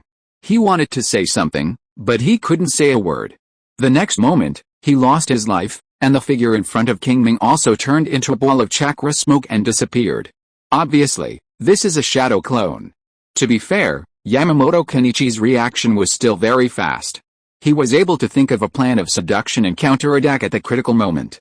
If it were an ordinary person, he might really fall into his trap. But Qingming was different. Although the Sharingan could not tell whether the shadow clone was real or fake, the change of the opponent's chakra being halved in an instant was too obvious. Therefore, he guessed the opponent's plan at the first time. So, he used the opponent's plan and killed him in an instant. Captain Yamamoto, it was not until this time that the middle-level ninjas of the Iwagakure reacted and spoke one after another.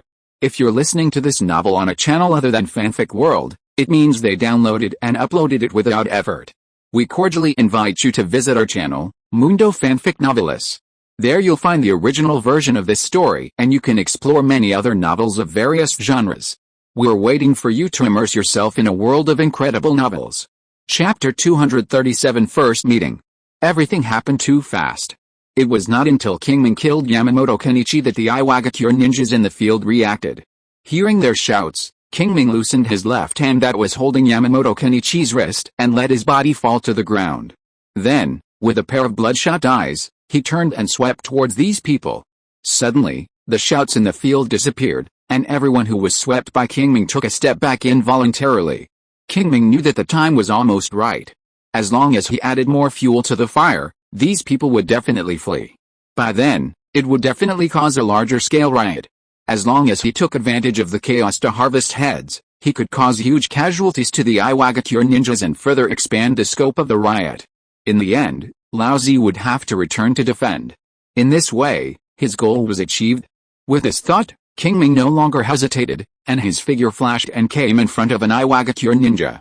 Then, without waiting for him to react, he activated the Sharingan and released his own hypnosis, instantly controlling the other party. Swoosh of the dagger in his hand thrust out straightly, and with a puff sound, Qingming pierced through the opponent's heart. Severely injured, the eyes of this Iwagakure Chunin suddenly widened, and the whole person broke free from the illusion, but it was too late. He was already dead. Swoosh! Qingming drew out the dagger, without stopping, glanced, and pounced on another person again. It was still the same process, hypnotizing first, then finishing off the knife. The action was clean and neat, and the whole process did not exceed 1 second. Then, this Iwagakure ninja followed the footsteps of the previous person. Seeing this scene, the Iwagakure ninjas in the field were stunned. Qingming ignored them, drew out the dagger in his hand, and rushed to the third person without stopping. Familiar process, familiar operation. The third Iwagakure ninja fell to the ground with his chest covered. The whole process was like slaughtering pigs on an assembly line. It was really frightening. At this moment, someone shouted, "Run!" All of a sudden, the rock ninjas woke up as if from a dream, and they all came back to their senses, looking at Qingming in fear, and scattered like birds and beasts, running in all directions. Seeing this, Qingming did not start chasing and killing immediately. His goal was to create chaos, not to kill people, so he waited for a while before chasing towards the top of the mountain. Just now, most people ran towards this side, which just met Qingming's wishes. A scream came from the back, in the forest. The rock ninjas running in front knew that another companion had been killed. However, they did not dare to stop, let alone look back, because they knew that if they stopped, they might die. This was the truth proved by many companions with their lives. The enemy was really too terrifying. Even though they met another team and a special Jonin on the way, they still could not stop the enemy's massacre. The special Jonin only lasted a little longer than Yamamoto Kenichi, and then fell in the hands of Ghost Sword Qingming. That's right, they now know Qingming's identity, but it's useless. Instead it deepens their fear. Originally, although they had heard of the name of Ghost Sword Qingming before, most people had never really met him. Therefore, many people were limited in their fear of Qingming. But now, combined with Qingming's performance this time, they matched the person with the nickname, which suddenly produced an effect of 1 + 1 being greater than 2. In this way, they were even more afraid of Qingming. Especially when they saw the second senior ninja being easily killed by Qingming, they completely gave up the idea of resistance and just ran up the mountain. This led to a phenomenon, that is, more and more rock ninjas fled, and the chaos gradually spread to the top of the mountain. Finally, when they were about to reach Konoha's second line of defense, the situation here attracted the attention of the rock ninja vanguard. Soon, a rock ninja came over, stopped everyone, and asked sternly, "What's wrong with you? Why did you come here in advance?" The actions of the rock ninjas were planned, whether it was the vanguard, the rear camp, or the two wings. There were strict arrangements. These people were originally responsible for the safety of various directions, but now they all ran over here. If the enemy outflanks them, their situation will be very dangerous. For this reason, the Iwagakure Jonin was very angry that these people did not act according to the plan. Hearing his question, the Iwagakure Chunin at the front panted and said, "Sir, the ghost sword is chasing us from behind. Many people have died. We have to come here, ghost sword?" Uchiha Qingming, hearing this, Nagashima Tomahisa frowned. Yes, hearing Qingming's name, the Iwagakure Chunin nodded like pounding garlic, and said repeatedly, "Yes, it's him. Yamamoto Jonin and Oda Jonin have been killed by him." "What?" Nagashima Tomahisa's voice suddenly rose 8 degrees, and he asked hurriedly, "You said Yamamoto Kenichi and Oda Yukima were killed?" "Yes, I saw it with my own eyes," the Iwagakure Chunin replied. It was not until this time that Nagashima Tomahisa really realized that something was wrong. So he quickly told these things to Laozi. The raid mission this time is centered on Laozi, so these things must be told to him, and then he will decide what to do next. This is also the difference between the new commander and Kuroki Itten. Kuroki Itten only regards Laozi and Han as tools and does not let them participate in decision-making. The new Iwagakure commander gave Laozi and Han more power, and even let them lead the team to carry out the mission. This time, it is just a pilot, on the other side. Seeing that they were about to break through Konoha's second line of defense, Laozi's face sank when he heard the news. He had to temporarily stop the charge and retreat to the rear. "Tomahisa, what's going on? Why did that ghost sword chase so many of us away?" As soon as he returned to the rear, Laozi asked Nagashima Tomahisa. Hearing this, Nagashima Tomahisa said helplessly, "I'm still asking someone for the specific situation. The problem now is that our formation is in chaos, and the rear and the two wings are not protected. Once Konoha outflanks us, our situation will be very dangerous. Where's the person?" "I'll go ask in person." Laozi was obviously not satisfied with this answer, so he spoke directly. Nagashima Tomahisa had no choice but to take him there. It just so happened that more and more people were coming here now, and he also wanted to know if there was any new news. Just as they were about to approach a team of Iwagakure ninjas, Laozi suddenly stopped, looked at one of them with a vigilant look and said, "Who are you?" Hearing this, everyone looked at the Iwagakure Chunin. The other party had an ordinary appearance, nothing special. However, what he said made the hairs of several Iwagakure ninjas who had fled here with him stand on end. Have you been discovered? Your perception is really sharp." Chapter 238, Molten Escape. Be careful. Hearing Qingming's words, Nagashima Tomahisa shouted loudly, and took out several kunai in a flash, throwing them at Qingming. That's right, the person who just spoke was none other than Qingming. He used the transformation technique to disguise himself as an Iwagakure ninja and sneaked here during the chaos. Originally, he didn't expect to meet Laozi in this situation, but when he saw him, he immediately realized that this was an opportunity. So, he unconsciously revealed a trace of murderous intent. And it was this trace of murderous intent that made Laozi aware of the danger and quickly locked the source, which made Qingming a little helpless. Bang! The transformation technique was released. Qingming showed his true form. Ignoring the panicked Iwagakure ninjas on both sides, he opened his Sharingan and instantly locked onto the incoming kunai. His figure flashed and avoided all attacks. Not only that, he also took the opportunity to get close to Laozi, and with a smash, he pulled out the short sword at his waist and stabbed it straight into Laozi's heart. Be careful. Seeing this scene, Nagashima Tomahase issued a warning again. However, Laozi did not move. Just as the sword was about to hide him, a layer of dark red chakra suddenly appeared on his body surface. Then, a repressive breath came. Then, Laozi made a lightning move and grabbed Qingming's dagger. No matter how hard Qingming tried, the dagger could not move forward.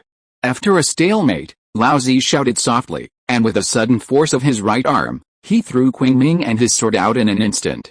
After spinning several times in the air, Qingming adjusted his posture with force on his waist and abdomen, and landed on a big tree. Looking at Laozi, who was wrapped in the tailed beast's coat below, Qingming frowned when he recalled the scene of the other party grabbing his dagger with his bare hands. Bang! A loud noise came. Laozi kicked the ground with his legs below, and the whole person shot out like a cannonball, heading straight for Qingming on the tree branch. Qingming had no intention of fighting him head-on, so he simply put away his short sword, flashed his body, and jumped onto another big tree, avoiding Laozi's attack. However, Laozi was relentless, and before he landed, he stretched out an arm and aimed at Qingming. The next moment, a dark red chakra turned into a claw and grabbed Qingming from a distance. Seeing this, Qingming formed seals with both hands and instantly performed a ninjutsu, fire-style, dragon fire technique. A fire dragon was spit out by him, and then it collided with a tailed beast claw. Boom! A violent explosion sounded. The fire dragon was instantly broken, turning into a rain of fire all over the sky, flying in all directions, while the tailed beast claw was just a little illusory and continued to grab Qingming. Looking at this scene, Qingming's pupils shrank slightly. Just now, the fire-style, dragon fire technique he performed was specially adjusted according to the chakra condensed by the tailed beast claw, and the chakra consumed was not less. But even so, after facing the tailed beast claw, it still collapsed at the first touch. This is no longer a matter of quantity, but a matter of quality. Obviously, the tailed beast's chakra is one level stronger than his. So, without considering the situation of attribute restraint, skill suppression, etc., he must consume more chakra to hedge against attacks of the same intensity. There is no doubt that this is a huge shortcoming. And in order to improve the strength of chakra, Qingming can only think of practicing the Sage mode. The Sage chakra condensed by it can even resist yin-yang escape, and its strength is top-notch among chakras. However, these are all later. Now, the most important thing is to deal with Laozi's attack. Looking at the tailed beast claw coming straight at him, Qingming did not hesitate at all, and disappeared in an instant. Boom! The tailed beast claw hit the tree, leaving several deep dents. Fire escape, Phoenix Fairy fire technique. Before Laozi could retract the tailed beast claw, Qingming, who had dodged the attack, used ninjutsu again. Dozens or even hundreds of fireballs gushed out of his mouth, like a meteor shower, smashing into the opponent. HMPH. Fancy looking at the dense fireballs coming, Laozi snorted coldly and was about to wave the tailed beast claw to scatter them all. But at this moment, several shurikens emerged from the fireballs and shot straight at Laozi's face. What? Laozi obviously did not expect this and quickly dodged. Swish sizzle! The sound of the sharp blade cutting through flesh and the sound of the flesh being scorched sounded almost at the same time. A red-burned shuriken brushed Laozi's cheek, leaving a charred scar there. Feeling the burning pain on his face, Laozi was furious and shouted, "Boy, you are looking for death." After that, he formed seals with his hands, took a deep breath, waited until his chest bulged high, and then exhaled violently, performing the ninjutsu, lava release, burning river rock technique. Then lava fireballs appeared one after another, like cannonballs, smashing towards Qingming. Feeling the scorching heat coming from it, Qingming didn't dare to resist it at all. In addition, it was made of magma and had physical attacks at the same time, so Qingming didn't dare to let it get close. So, he moved in a flash and rushed straight towards the surrounding rock ninjas. Seeing this, Nagashima Tomahase immediately shouted, "Everyone, attack him, don't let him get close." Whoosh whoosh whoosh, dense kunai and shuriken shot towards Qingming, including some detonating talismans thrown by some smart people. The Magatama in Qingming's pupils spun rapidly, and he could see everyone's movements clearly. In his eyes, the kunai and shuriken were like slow motion, and they posed no threat at all. The only thing to be careful of was the detonating tags mixed in. Boom boom boom explosions sounded one after another. With a powerful insight of the Sharingan, Qingming accurately avoided the explosion range of these detonating tags, and at the same time dodged the attacks of countless kunai and shuriken. Ah, be careful, he's coming. Back off. In a flurry of chaos, Qingming rushed into the crowd of Iwagakure ninjas. With a smack, the short sword in his hand came out of its sheath, and Qingming killed 2 Iwagakure Jinan in an instant, which made the crowd even more panicked. Taking this opportunity, he formed a seal again and performed the ninjutsu, fire style, Phoenix fire technique, and the target was still Laozi. This time Laozi did not dare to be careless and made full preparations, but Qingming did not make up for the shuriken attack. Realizing that he had been fooled, Laozi was so angry that he was smoking. This was not an adjective, but a real situation. Laozi formed seals with his hands and performed the lava chakra mode. Lava appeared out of thin air and was controlled by him, wrapping around his body, forming a thick layer of lava armor. Wisps of smoke emanated from his body, and Qingming could smell the smell of magma from a distance. Ha! Laozi shouted and rushed straight towards Qingming. Chapter 239 Entanglement. Boom boom boom, heavy and rapid footsteps sounded in the forest. Every time Laozi landed, a charred pit would be burned on the ground, and the flowers, plants and trees that were close to him would be instantly ignited. At this moment, Laozi was like the god of fire, terrifying.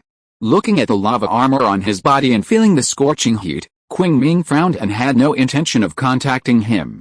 Putting away the dagger, Qingming performed the instant body technique and rushed straight into the crowd. Seeing this, Laozi shouted, "Get out of my way!" As he said that, he chased Qingming. Seeing this, the rock ninjas along the way dared not block the way. They scattered to both sides like frightened rabbits. But Qingming still wanted to use them to contain Laozi, so how could he let them go easily? So, he turned around and rushed towards the rock ninjas who had just avoided him. Nagashima Tamahisa saw his intention at a glance, so he ordered these rock ninjas to attack while forming seals and performing ninjutsu to prevent Qingming from approaching.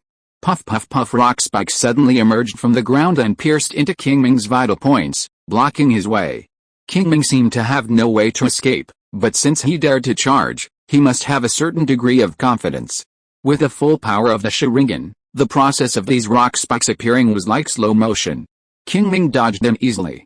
Not only these rock spikes, but also the ninja tools and props thrown by other rock ninjas were accurately dodged by Qingming. The power of the Sharingan was fully demonstrated by Qingming in this chaotic situation. Swish, Qingming flashed and rushed into the crowd. Suddenly, the crowd was in chaos again. Laozi in the back wanted to take action several times, but when he saw the rock ninjas beside Qingming, he held back. As a Jinchuriki, many people in the village were prejudiced against him. If he were to attack his own people indiscriminately, public opinion would explode. Thinking of that scene, Laozi couldn't help but shudder. It is said that words are the sharpest weapon. If he is condemned by thousands of people, no matter how strong his heart is, he will not be able to bear it. What's more, the Hidden Rock Village is not without the power to subdue him. Apart from anything else, Inoki alone is enough to suppress him. If he really offends the public and forces Inoki to take action, then the trouble will be big. With concerns in his heart, Laozi's actions naturally slowed down. As the object of pressure, Qingming naturally noticed the sudden change in Laozi's behavior at the first time. So, the corners of his mouth curled up a little. The development of things is just as he expected. The existence of these rock ninjas really made Laozi afraid to attack with all his strength. Next, he just needs to continue to delay time and wait for Minato Namoke's to arrive. Time passed by minute. The rock ninjas in the field were scattered more and more, and it took longer and longer for him to move from one place to another. Correspondingly, the gap left for Laozi to attack was getting longer and longer. Gradually, Qingming's heart was lifted. Bang, another magma ball hit. Qingming dodged it, and then used the ninjutsu, wind style, wind blade. This was the only ninjutsu among all his ninjutsu that could hurt Laozi. The high attack power of the wind blade was just enough to cut through Laozi's lava armor. At first, he used this technique and caught Laozi off guard, leaving a shallow scar on his body. But now, he could only delay time. It was seen that Lao Zi in the back faced the rapidly shooting wind blade, and he immediately mobilized more chakra to thicken the lava facing the wind blade. Zzzzz, the wind blade cut on it, making a harsh sound, but in the end it still failed to cut through Lao Zi's lava armor. After the wind blades dispersed, Lao Zi breathed a sigh of relief. Then, he continued to chase Qingming. As for why he didn't hide? The reason is very simple. Although the lava armor strengthened his attack and defense, it limited his movement speed. And the wind style, wind blade happened to be known for its speed, Lao Zi couldn't dodge it at all. So, he could only resist it. It was for this reason that Qingming could use this technique to delay time. A few minutes later, the battle between Lao Zi and Qingming suddenly became fierce. There was no way, there were no rock ninjas around, and Qingming could only face the opponent alone. Lao Zi didn't have to be restrained. Relying on his huge chakra, he used various large-scale lava-style ninjutsu. In a short while, the surroundings turned into lava purgatory, with flames and flowing magma everywhere, which greatly limited Qingming's dodge space. Only Qingming's Sharingan was powerful, and he could seize the gap between the opponent's spells to dodge, otherwise he might really be defeated by the opponent. Of course, it would be a bit nonsense to say that he was killed. With his current strength, there are people in the ninja world who can kill him, but they are definitely not many, and they definitely do not include the opponent. If it were not for the fact that lava release was too restraining to his combat system, and the lava armor restricted the use of his Sharingan illusion, with the opponent's strength, it would be impossible to force him to this point. However, this also reminded Qingming. Perhaps, the development of the third chakra attribute should be put on the agenda. As for which attribute to develop? Before, Qingming also planned to develop the lightning attribute, and wanted to use the lightning release to further strengthen his body. Now, Qingming plans to develop water attribute chakra. Otherwise, it will be a bit difficult to meet similar opponents in the future. Qingming does not want to be so frustrated anymore. In addition, water-based ninjutsu is also famous for its wide coverage. As long as his chakra is sufficient, he can use it as a starting move to create a combat environment suitable for him. All kinds of thoughts flashed through his mind, and Qingming gathered his thoughts and continued to entangle with Lao Zi. The powerful insight of the Sharingan, coupled with its own flexibility, made Qingming unable to confront the full power Lao Zi head-on, but he was not injured. Although Lao Zi was not afraid of Qingming's attack, he was also unable to hurt Qingming. In this way, the situation was deadlocked. Time continued to pass. Just when Qingming was getting impatient, there was a commotion among the outer rock ninjas, and then a figure appeared in the field.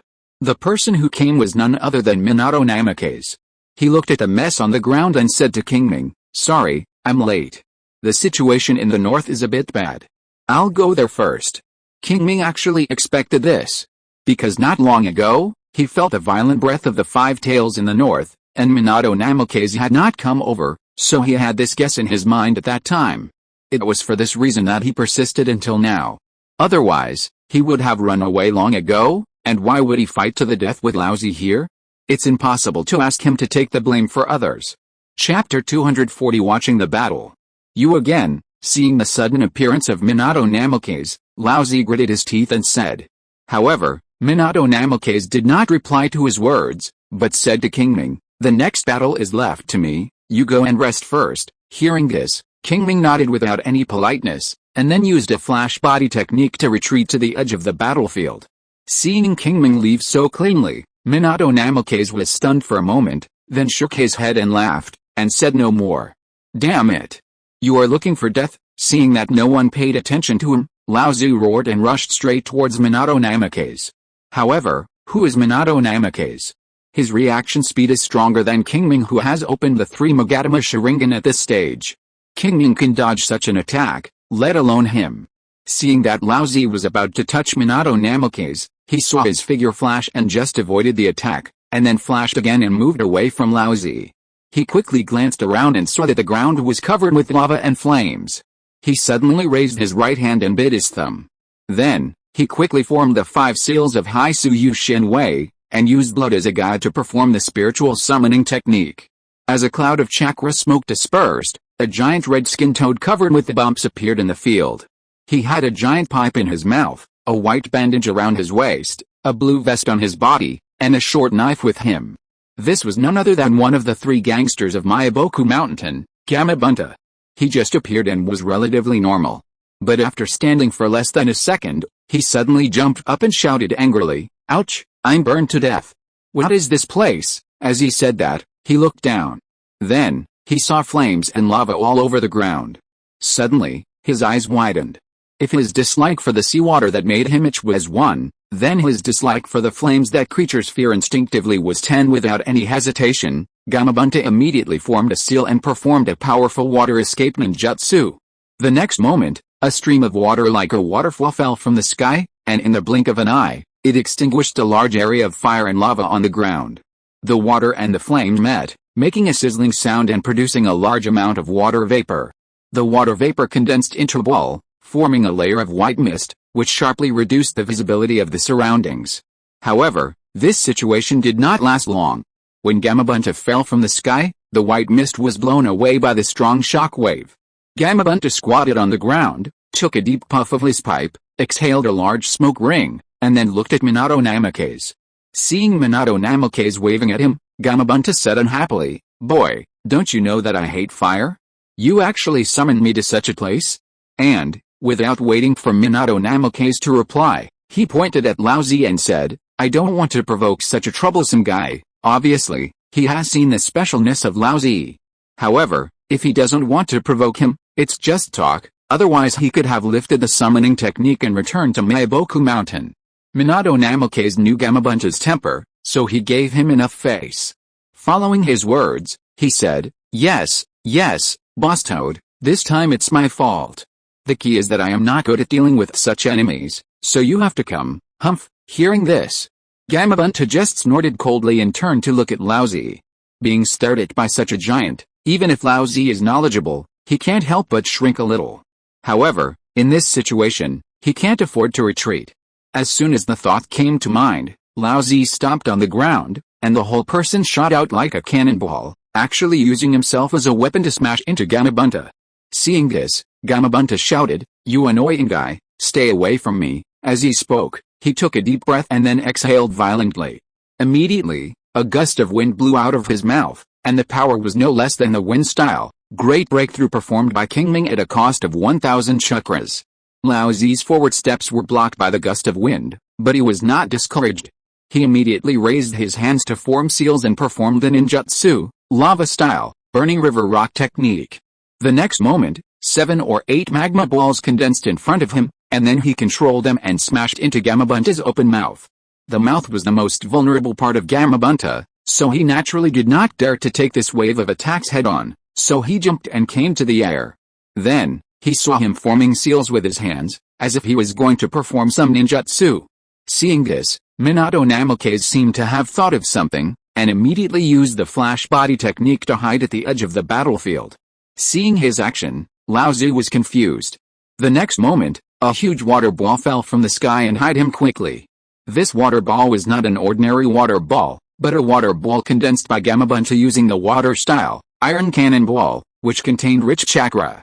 Laozi reacted quickly and dodged sideways, barely avoiding the attack. But the next moment, another water ball hit, followed by the third and fourth. In the blink of an eye, Gamabunta spit out 7 or 8 water balls. It was as if he was playing a counterplay with Laozi. The opponent had just condensed 7 or 8 magma balls to hide him, and now he responded with the same number of water balls. Unfortunately, Gamabunta dodged all the attacks, but Laozi could not. Even if he tried his best, he only dodged the first 4 water balls in the end, and the last few all hit him. Boom boom boom, the dull explosion sounded continuously. This ninjutsu is worthy of the name of Teppo Jade. The condensed water ball looks soft, but when it hits the ground, it is really not much different from a cannonball. Even standing at the edge of the battlefield, Qingming can clearly feel the vibration of the ground. However, such a terrifying attack still did not take Laozi's life. Qingming cast his eyes on the area where the water ball was concentrated, and saw a figure slowly standing up in the smoke and dust. It was none other than Laozi. At this time, the lava armor on his body had been broken, and replaced by a layer of extremely rich dark red chakra. An extremely oppressive breath emanated from him, making everyone around him feel depressed, as if something was pressing on them. Faintly, Qingming saw a red-haired gorilla roaring to the sky in the rising chakra smoke. Qingming knew that this was the body of the four-tailed beast, Sun Wukong, Roar, a roar that was not like a human voice came out of Lao Zi's mouth. Then, a tail formed by chakra appeared behind him, and his aura increased sharply. This was not the end. After this tail was formed, another tail soon condensed. At this moment, even Qingming couldn't help but feel nervous. Chapter 241 Stalemate. Boom! Gamabunta fell from the sky and landed beside Minato Namikaze at the edge of the battlefield. Minato, what are you going to do next? Gamabunta asked. When he said this, his eyes were fixed on Lao Zi in the distance. It was obvious that he was a little afraid of Lao Zi now, and his tone was rarely serious. Minato heard this, thought for a while, and said, the ability of the four-tailed beast is lava escape. If we fight head-on, it is not easy for me to get close, so, Gamabunta turned back to look at Minato Namikaze. Suddenly, his heart jumped, and he had an inexplicable bad premonition, as if some big trouble was going to fall on him. Sure enough, Minato Namikaze's next words confirmed his guess. Then he heard him say, so you need to attract the other party's attention, and then I will find an opportunity to take action. No. Absolutely not. Hearing Minato Namikaze's proposal, Gamabunta shook his head like a rattle, and would never agree to it. 100 pounds, Minato Namikaze raised a finger and said with a smile. What? Gamabunta was confused. Minato Namikaze explained, 100 kilograms of top-quality tobacco leaves from the land of birds. Gamabunta swallowed his saliva and said with difficulty, this task is a bit. 200 kilograms, Minato Namikaze raised a finger again. No, before Gamabunta could finish his words, Minato Namikaze raised his third finger and said, 300 kilograms, no more, okay, 300 kilograms. Hearing this, Gamabunta changed his tangled look and his tone became righteous. Then he heard him say, tobacco leaves and the like are not important. We signed a contract and should help each other. Since you have something to ask for, I will naturally not stand idly by. Minato boy, you will see what happens next. As he said this, Gamabunta pulled out the short knife from his waist, exerted force with his legs, jumped up, and rushed directly to Lao Zi, whose two tails were already exposed in the distance. Seeing his motivated look, Namikaze Minato chuckled and shook his head, then used the blinking body technique and quietly followed him. Obviously, the bargaining between the two was mostly joking. At the same time, at the edge of the battlefield, Qingming only heard Gamabunta shouting, hey! Take my Gamabunta short knife slash. Then, he saw him swinging the short knife in his hand, falling from the sky, and slashing at Lao Zi. Oh, it's not quite accurate to say it's a short knife, because this short is relative to Gamabunta's huge body. For normal humans like Qingming or Lao Zi, it is a giant blade more than 3 meters long. Looking at the giant blade coming towards him, Lao Zi's already beast-like pupils flashed a trace of tyranny. He didn't retreat or dodge, but saw him suddenly raise his hands, as if to catch the white blade with his bare hands, and actually clamped Gamabunta's slash. A huge force came from the short sword, and there was a bang. The ground under Lao Zi's feet exploded instantly, and the whole person from the waist down was sunk into the ground. Even with the protection of the tail beast coat, Lao Zi still let out a painful roar, and then he was seen swinging the tail behind him and whipping directly at Gamabunta. The whistling wind sounded, and Gamabunta felt the threat from the two tails, and he did not choose to resist. He pulled out his short sword with a sudden force, and then immediately jumped back. Snap snap, the two tails missed one after another and whipped on the ground, leaving 2 cracks, and the ground shook. Seeing that the enemy dodged, Lao Zi did not pause at all, and immediately raised his hands and aimed at Gamabunta in midair. Seeing this familiar scene, Qingming knew that the opponent was going to use the same trick he had used against him before. As expected, the dark red chakra on the surface of his hands instantly extended, condensing into 2-tailed beast claws, and grabbed Gamabunta directly. At this time, Gamabunta was in midair, with no place to borrow strength, and his situation was very dangerous. However, Gamabunta was experienced in combat, and he thought of a way at the first time. He saw his hands quickly forming seals, and in the blink of an eye, he performed the ninjutsu, water-style, iron cannonball. 2 water balls were spit out by him, accurately bombarding the 2-tailed beast claws, cleverly deviating from their extension direction. Gamabunta brushed the 2-tailed beast claws and landed safely on the ground. Then, he took a short jump and avoided the 2-tailed beast claws from looking back. Seeing this, Lao Zi was very unwilling and wanted to continue chasing. But at this moment, a feeling of extreme danger came over him. Almost instinctively, Lao Zi controlled the tail behind him to protect his back.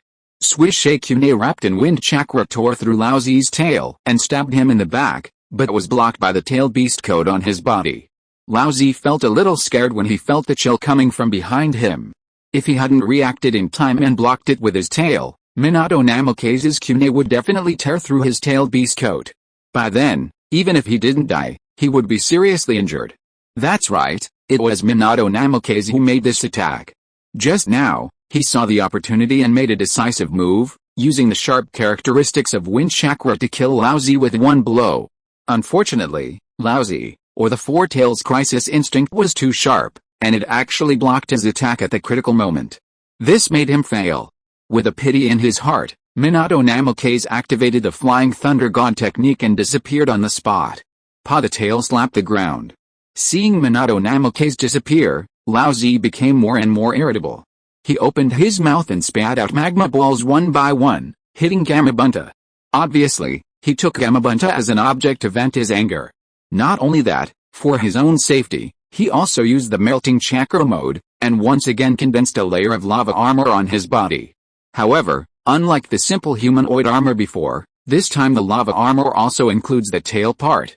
Moreover, this part is much larger than his body, and it looks like dragging two rivers of magma behind him, which is very powerful. It must be said that compared with a boiling release of the Five Tails, the melting release of the Four Tails is obviously more difficult to deal with. An agile warrior like Minato Namikaze can easily play with the Five Tails Jinchuriki as long as he keeps the rhythm, thus forcing him to retreat. But it is not possible to deal with Lao Zi. With his lava armor, let alone playing with him, he can't even get close to him. A few days ago, on the front battlefield, because there were too many ninjas on his side, Lao Zi did not use this trick, and Namikaze Minato could easily contain him. Now, without any scruples, his difficulty has increased exponentially.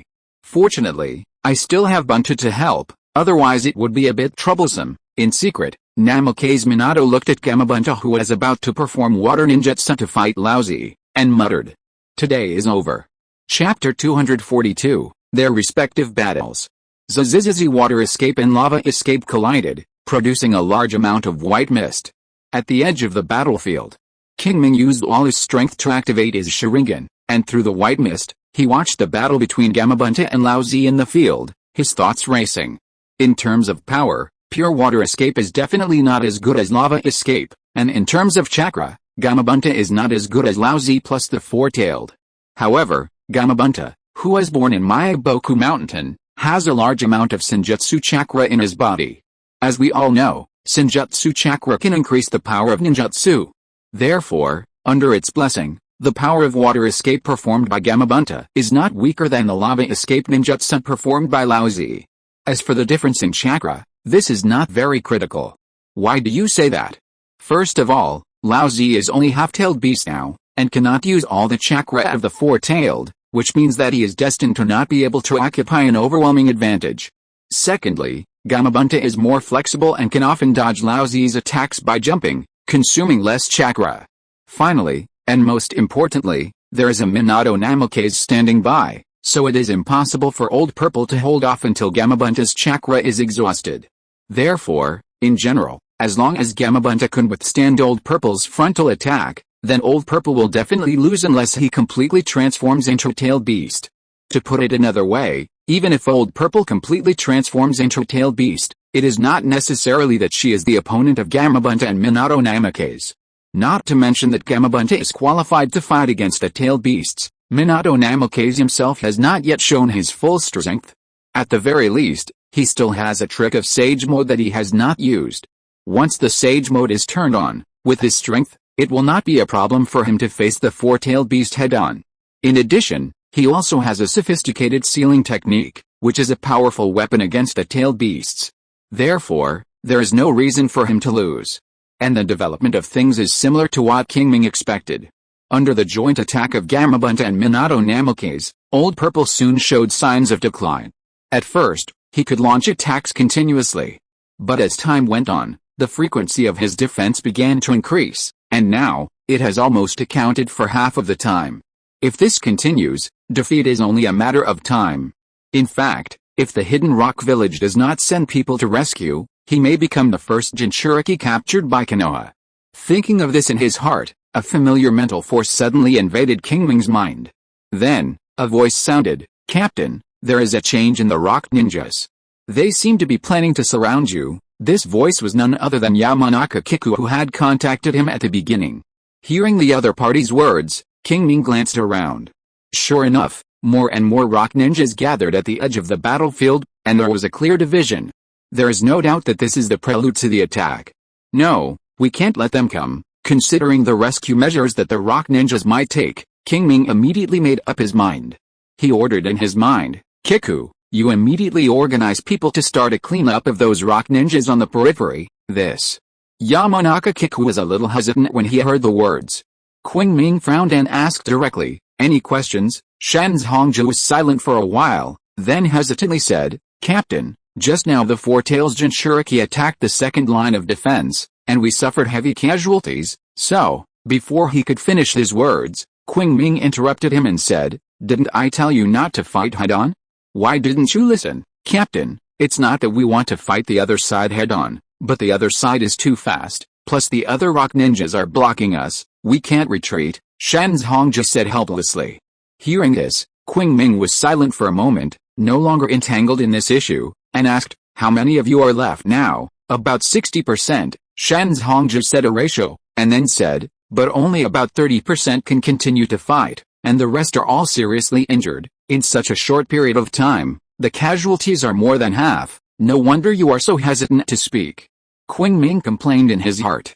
He glanced around, roughly estimated the number of Iwagakure ninjas, and then said directly, "Let the injured people stay where they are, and the rest of you follow the order immediately.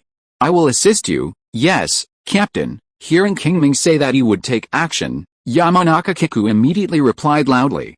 The name of the ghost sword is not only famous among the Iwagakure ninjas, but also even more famous among the Konoha ninjas. Therefore, after hearing that Qingming would personally take action, Yamanaka Kiku immediately had no worries.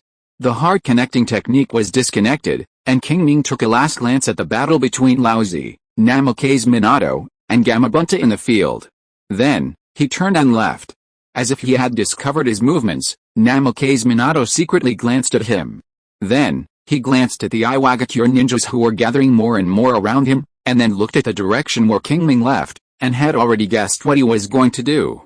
So, he no longer paid too much attention. At the same time, on the other side, somewhere in the forest, Nagashima Tomahisa asked a special Jonin of Iwagakure beside him, "Are all the other directions ready?" Hearing this, the special Jonin of Iwagakure replied, "Several captains have just sent messages that they will all be in place within 5 minutes. 5 minutes, Nagashima Tomahisa groaned, glanced at the battlefield in the distance, and said, "Then we will act in 5 minutes, okay, I'll notify the others right away." The special Jonin of Iwagakure responded and was about to leave. But at this moment, his face suddenly changed, and he quickly raised his right hand and tapped his temple, as if sensing something. Nagashima Tomahisa noticed his abnormality, but did not speak in a hurry. He waited until he put his hand down before asking, "What happened?" "The ninjas in Konoha have made unusual movements. They seem to be preparing to surround us.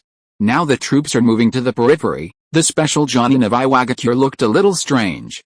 Hearing his words, Nagashima Tomahisa was also stunned and asked, "Do they have any support?" "Nothing has been found yet," the special Jonin of Iwagakure replied.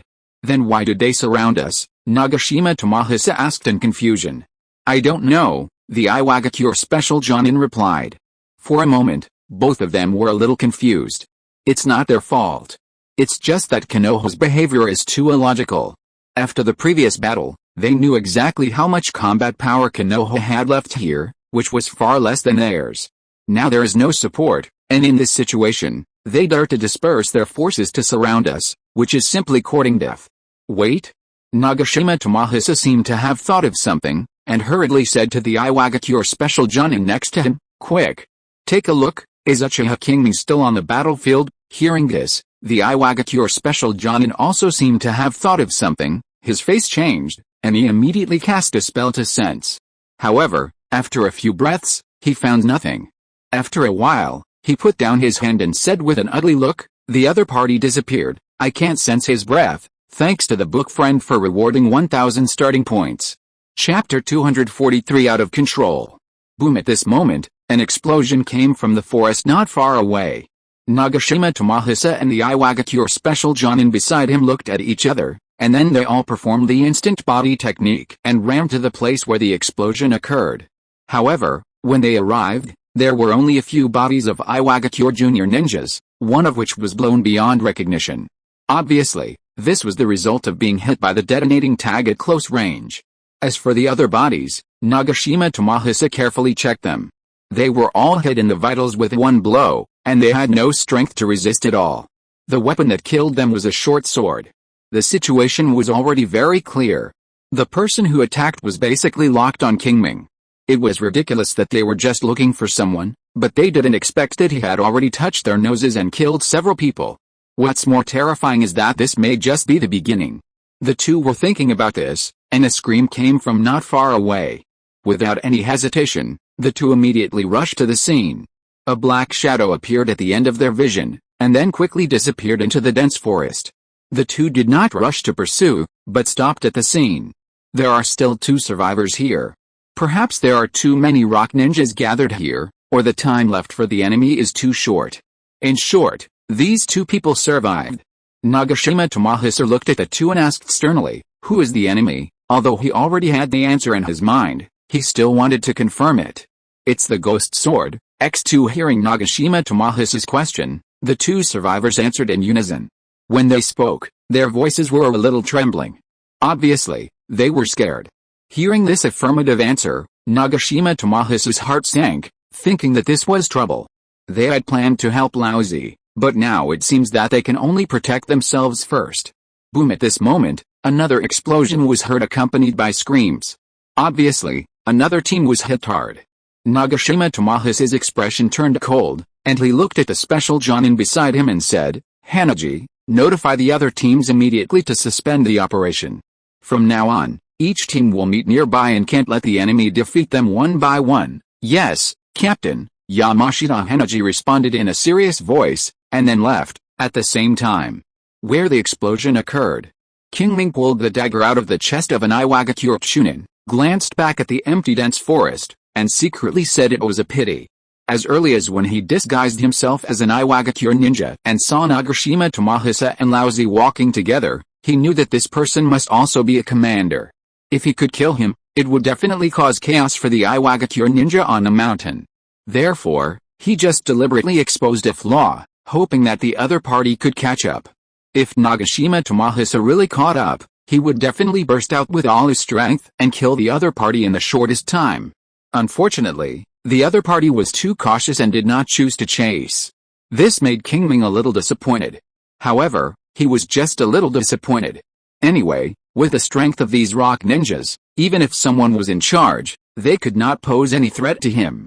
So, if they didn't chase him, then they didn't chase him. At most, he would kill fewer people and let Yamanaka Kiku and his team bear more pressure. Yamanaka Kiku, Qingming put away his short sword, jumped to the treetop, glanced at the surrounding battlefield, locked one of the rock ninja teams, and ran over again. In this way, before Yamanaka Kiku and his team launched an attack, Qingming had already slaughtered all the rock ninja teams.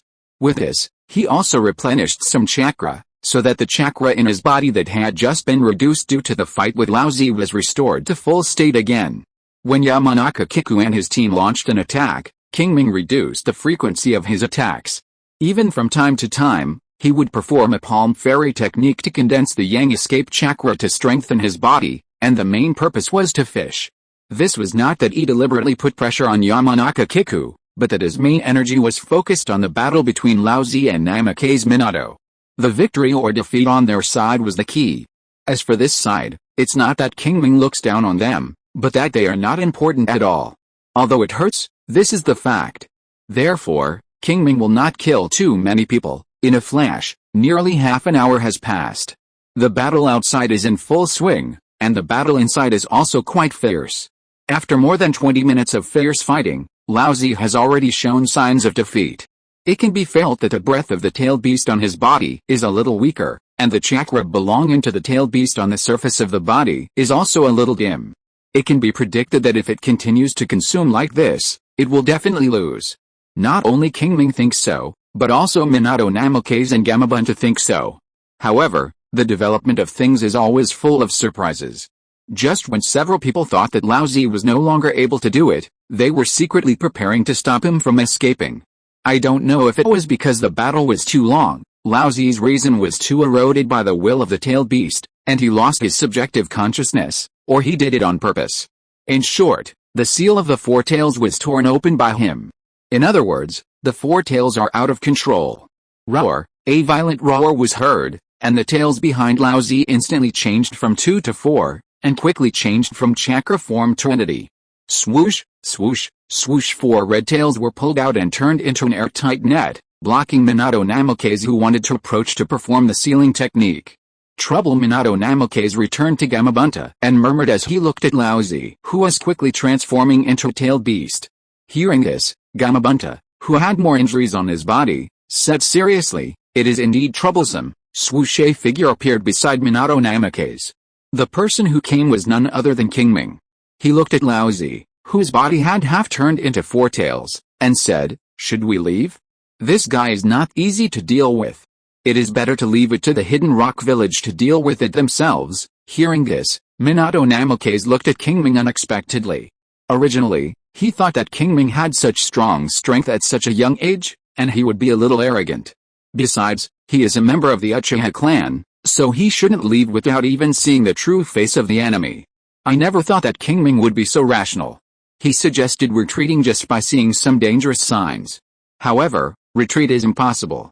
It's not that Minato Namikaze is a saint who has to fight the four-tailed beast by himself, but the four-tailed beast is staring at him now. Once he leaves, the other party will definitely take out his anger on the people around him. And around. Although there are the most ninjas in the Hidden Rock Village, there are also many ninjas in Konoha. Minato Namikaze doesn't want them to die meaninglessly.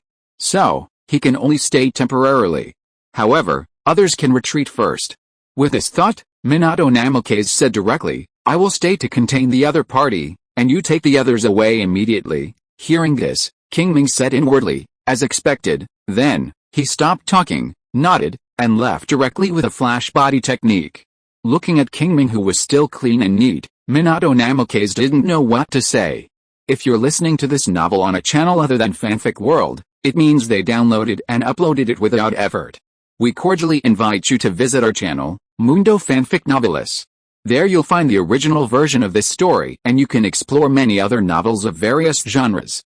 We're waiting for you to immerse yourself in a world of incredible novels. Chapter 244 End. In the forest. Somewhere. Qingming looked at the four-tailed beast in the distance, which was even bigger than Gamabunta, and felt a vast chakra in its body. He secretly made up his mind that he must get one to act as a chakra battery in the future. Roar, a roar came from the four-tailed beast's mouth, and it beat its chest with its arms, as if venting its anger for being imprisoned for a long time. Bang! At this moment, a water bullet hit its head, but it was slapped away by its palm.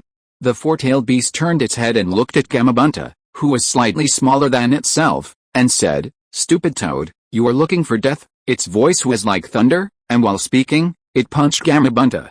Seeing this huge fist, Gamabunta did not dare to resist it, and quickly jumped to dodge. The four-tailed beast's punch missed and hit the ground. Suddenly, a deafening sound rang out, and the earth trembled. This is not the end. The four-tailed beast's punch directly triggered the earth veins, drawing out the magma from the depths of the earth, mixed with a majestic chakra, and sprayed in all directions. Qingming looked at this scene that looked like a volcanic eruption from a distance, and finally understood why people in the past regarded the tailed beast as a symbol of disaster. In this case, no one would believe it if you said it was not a disaster beast. Roar, the four-tailed beast roared again, wrapped part of the magma around its body, turned into a magma gorilla, and rushed towards Gamabunta. Seeing this scene, Qingming couldn't help but sweat for Gamabunta, then gathered his mind and leaned towards the position of Yamanaka Kiku. 2 minutes later, in a mountain-shaking earthquake, Qingming saw Yamanaka Kiku and some Konoha ninjas. At this time, they were fighting with the rock ninjas. However, it can be clearly felt that neither side had any intention of fighting. During the fight, everyone would occasionally glance at the battlefield of the four-tailed beast, Gamabunta, and Namikaze Minato in the distance. Come to think of it, with such a big commotion over there, how could they still be in the mood to fight? Not stopping immediately was already a sign of deep hatred. Swish, Qingming appeared next to Yamanaka Kiku, and then stabbed with a sword. The Iwagakure Jonin who was fighting with him was unable to react in time, and his right arm was directly pierced. The Iwagakure Jonin was startled, and quickly jumped back several times to distance himself. Not only him, but even Yamanaka Kiku was frightened by the sudden appearance of Qingming. This shows how much they put into the battle.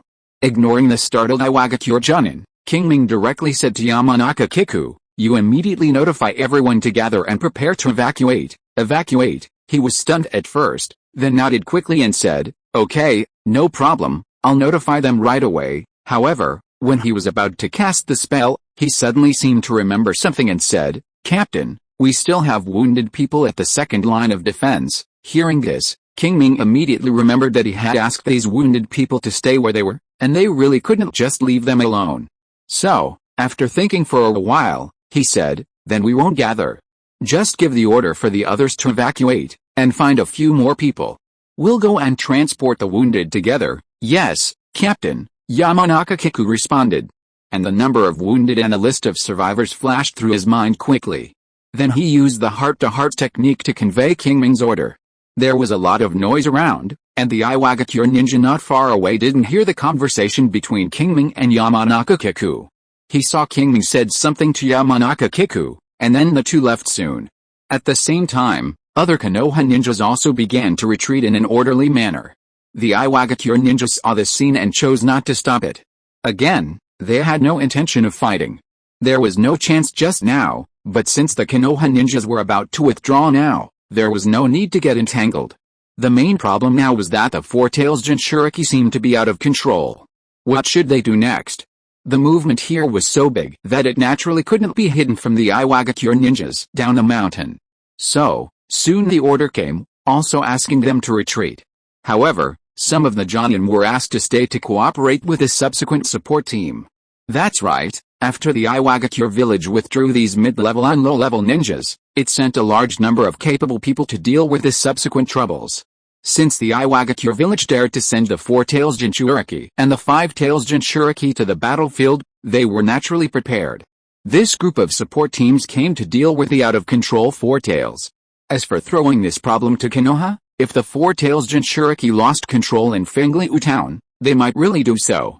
But the problem is that the Four Tails is now on the mountain behind. If they don't care and the Konoha ninja gets there first, it will be a lot of fun. Yes, the Four Tails is very strong, but in the eyes of the five major ninja villages, it is just like that.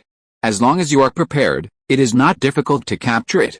Therefore, the Iwagakure village did not dare to let the out-of-control Four Tails Jinchuriki hang around outside, and immediately sent people to prepare for recovery. Similarly, Konoha also discovered the actions of the Iwagakure. Without any hesitation, Omura Yudo also sent out capable men. However, his purpose was not to capture the Four Tails, but to disrupt the Iwagakure village, so as to make them lose more people in this operation. Thus, a tug-of-war over the out-of-control Four Tails Jinchuriki began. The two sides fought from dawn to dusk, and then from dusk to dawn, for nearly a whole day and night, without any rest. The main battlefield was the battle for the Four Tails, but the cruelest part was the outer battlefield covering a radius of 5 kilometers. They ambushed each other, fought each other, and bet their lives, with only one purpose, which was to provide a relatively fair fighting environment for the main battlefield. Therefore, the death toll was very high. The battle finally ended in the evening of the next day. The Four Tails was eventually recovered by the Iwagakure village, but Konoha was not at a loss, because their disruption caused a considerable loss of high-end combat power in the Iwagakure village. Especially some Iwagakure ninjas who were proficient in sealing techniques and barrier techniques, their deaths were a huge loss that could not be ignored for the Iwagakure village. Moreover, without these people, Iwagakure will have to be more cautious when using the Four Tails Jinchuriki and the Five Tails Jinchuriki for a while, so as not to lose control again and be unable to recover. It can be predicted that after this war, both sides should be a little more conservative. After all, this battle is a huge consumption for both Iwagakure and Konoha, and both sides urgently need some time to recuperate. Therefore, the possibility of a large-scale battle breaking out again is very low. And this is undoubtedly good news for Qingming, because he now needs a stable environment to strengthen his body. At most half a month, his body will usher in a new transformation. By then, everything will be different. Chapter 245 After the War. Returning to the West Mountain stronghold again, Qingming looked at the mountain with a drastic change in terrain and could easily guess the intensity of the battle last night. At this time, the trees on the entire mountain had almost disappeared, replaced by various strange lava crystals. In addition, there were many mountain collapses caused by powerful earth escape ninjutsu. In short, this is already a brand new place. And when stationed in such a place, the first thing to do is to explore the surrounding environment. With this thought in mind, Qingming directly told Yamanaka Kiku behind him, "Kiku, you immediately take people to find out the surrounding situation, and then formulate a new defense strategy." "Yes, Captain." Yamanaka Kiku heard the words and responded immediately without any hesitation. However, his voice sounded a little weak, as if he had a serious illness. In fact, it was almost the same. Yesterday, although they withdrew from the main battlefield in time and did not participate in the subsequent battle for the Four Tails Year, the fighting on the outer battlefield was unavoidable. Yamanaka Kiku's lungs were injured in this battle. Although Qingming had used medical ninjutsu to treat him, he still hadn't fully recovered because the time was short.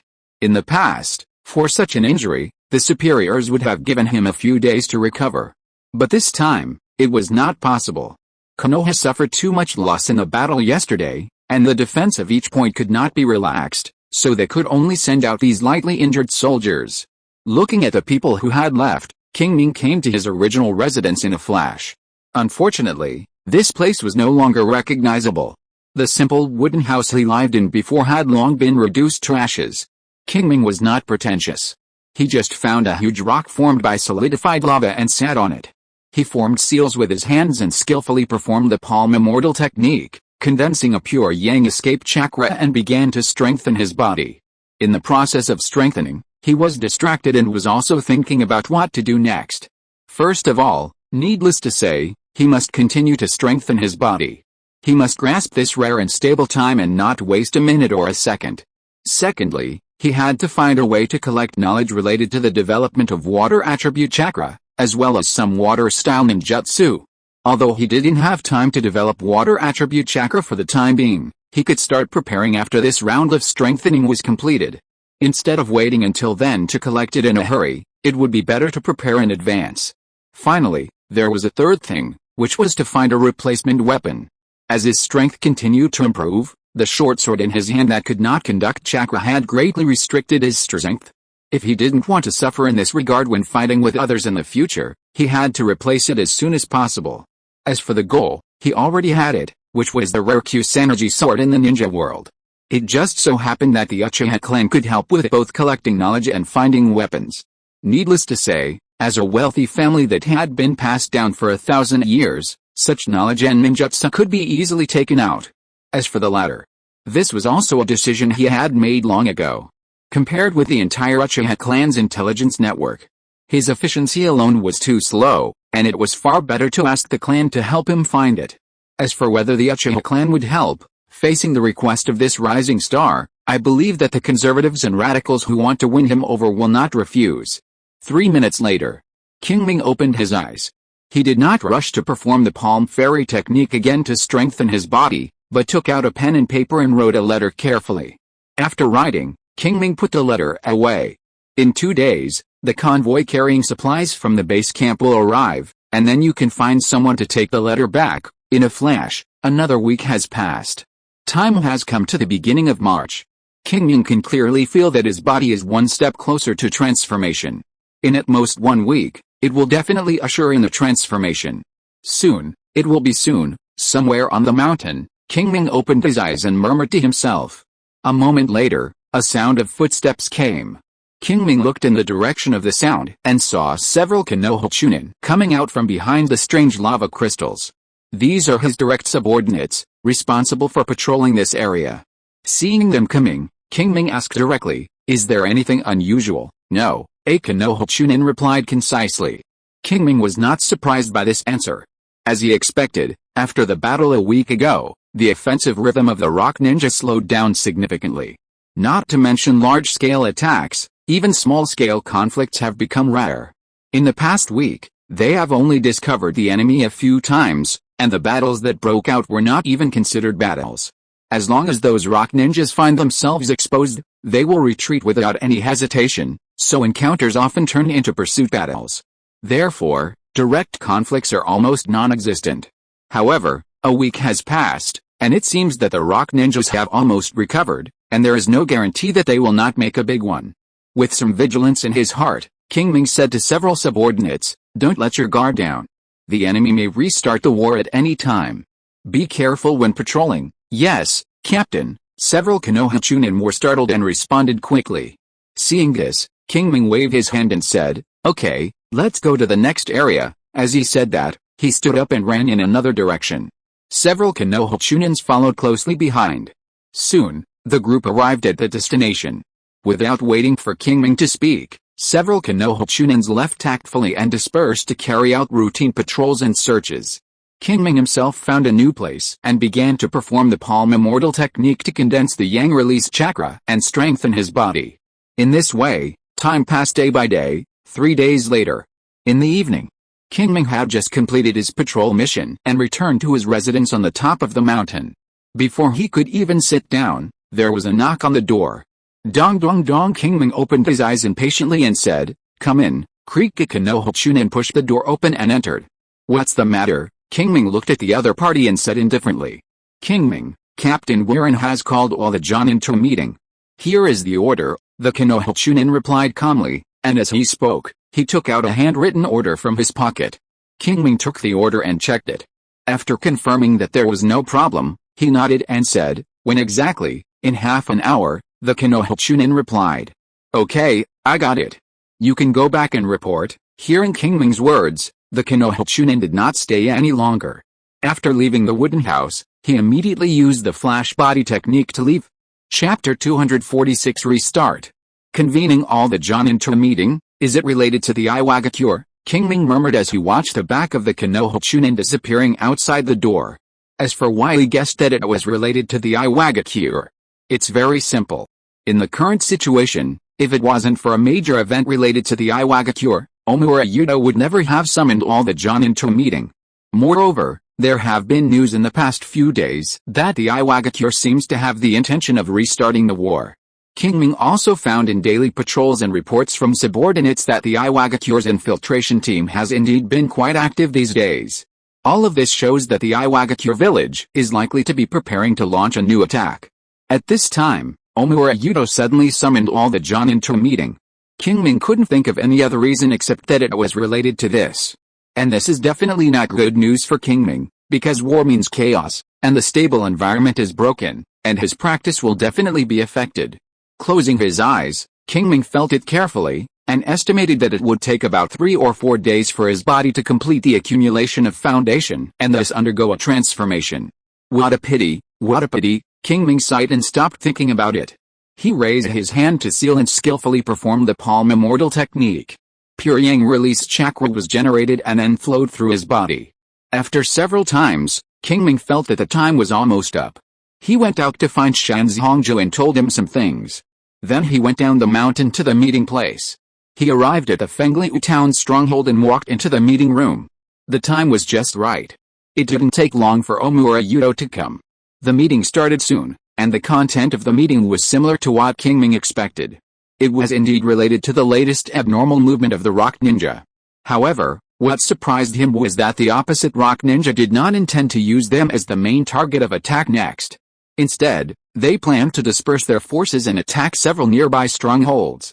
Is this news accurate? After listening to Omura Yudo's narration, a senior ninja expressed his doubts, and the others also looked at Omura Yudo. Seeing this, Omura Yudo nodded affirmatively and said in a deep voice, "This news is absolutely reliable." Although he did not say the source of the news, all the people sitting there were senior ninjas, and no one was stupid. They immediately realized that there was a spy on the rock ninja side. Moreover, this person was very trusted by Omura Yudo or the village leaders, so Omura Yudo could say such a sure word. In other words, it was almost inevitable that the rock ninja would split up. Then why did they do this? Everyone was puzzled. Qingming thought of the answer at the first time. It was not because he reacted quickly or something, but because this scene was too familiar. Thinking back to the beginning, the reason they withdrew from the frontline stronghold was that the surrounding strongholds were taken out, resulting in them being isolated and then having to retreat. This scene now is so similar. Obviously, the rock ninja is planning to repeat the same trick, first taking out the strongholds near Fengliu Town, causing the fact that Fengliu Town is isolated, and then exerting pressure. If they really succeed, given the current situation in Fengliu Town, they may really have to retreat. Qingming even began to suspect that the commander who forced them to retreat was the same person as the current commander of the rock ninja. Otherwise, how could he be so skilled? However, none of this mattered. What mattered was what to do next. Although the other Johnins might not have thought of this before Qingming, they could guess the rock ninja's plan after a little thought. Therefore, everyone was thinking about countermeasures. To be honest, the main reason why they were so passive was the lack of troops. Konoha suffered heavy losses in the wars of the past 2 years, and now all fronts are short of people. Otherwise, if each stronghold was given hundreds or thousands of people, it would be useless for the rock ninja to divide their troops. Unfortunately, Konoha did not have so many people. Even in the past month, in order to support the Fengliu Town stronghold, several surrounding strongholds have drawn a lot of manpower, and are now in a stage of empty defense. Therefore, in the end, everyone could only discuss a temporary solution, which was to divide the troops and try to keep the surrounding strongholds as much as possible. Only in this way can we ensure that Fengliu Town will not fall into a situation of isolation and helplessness.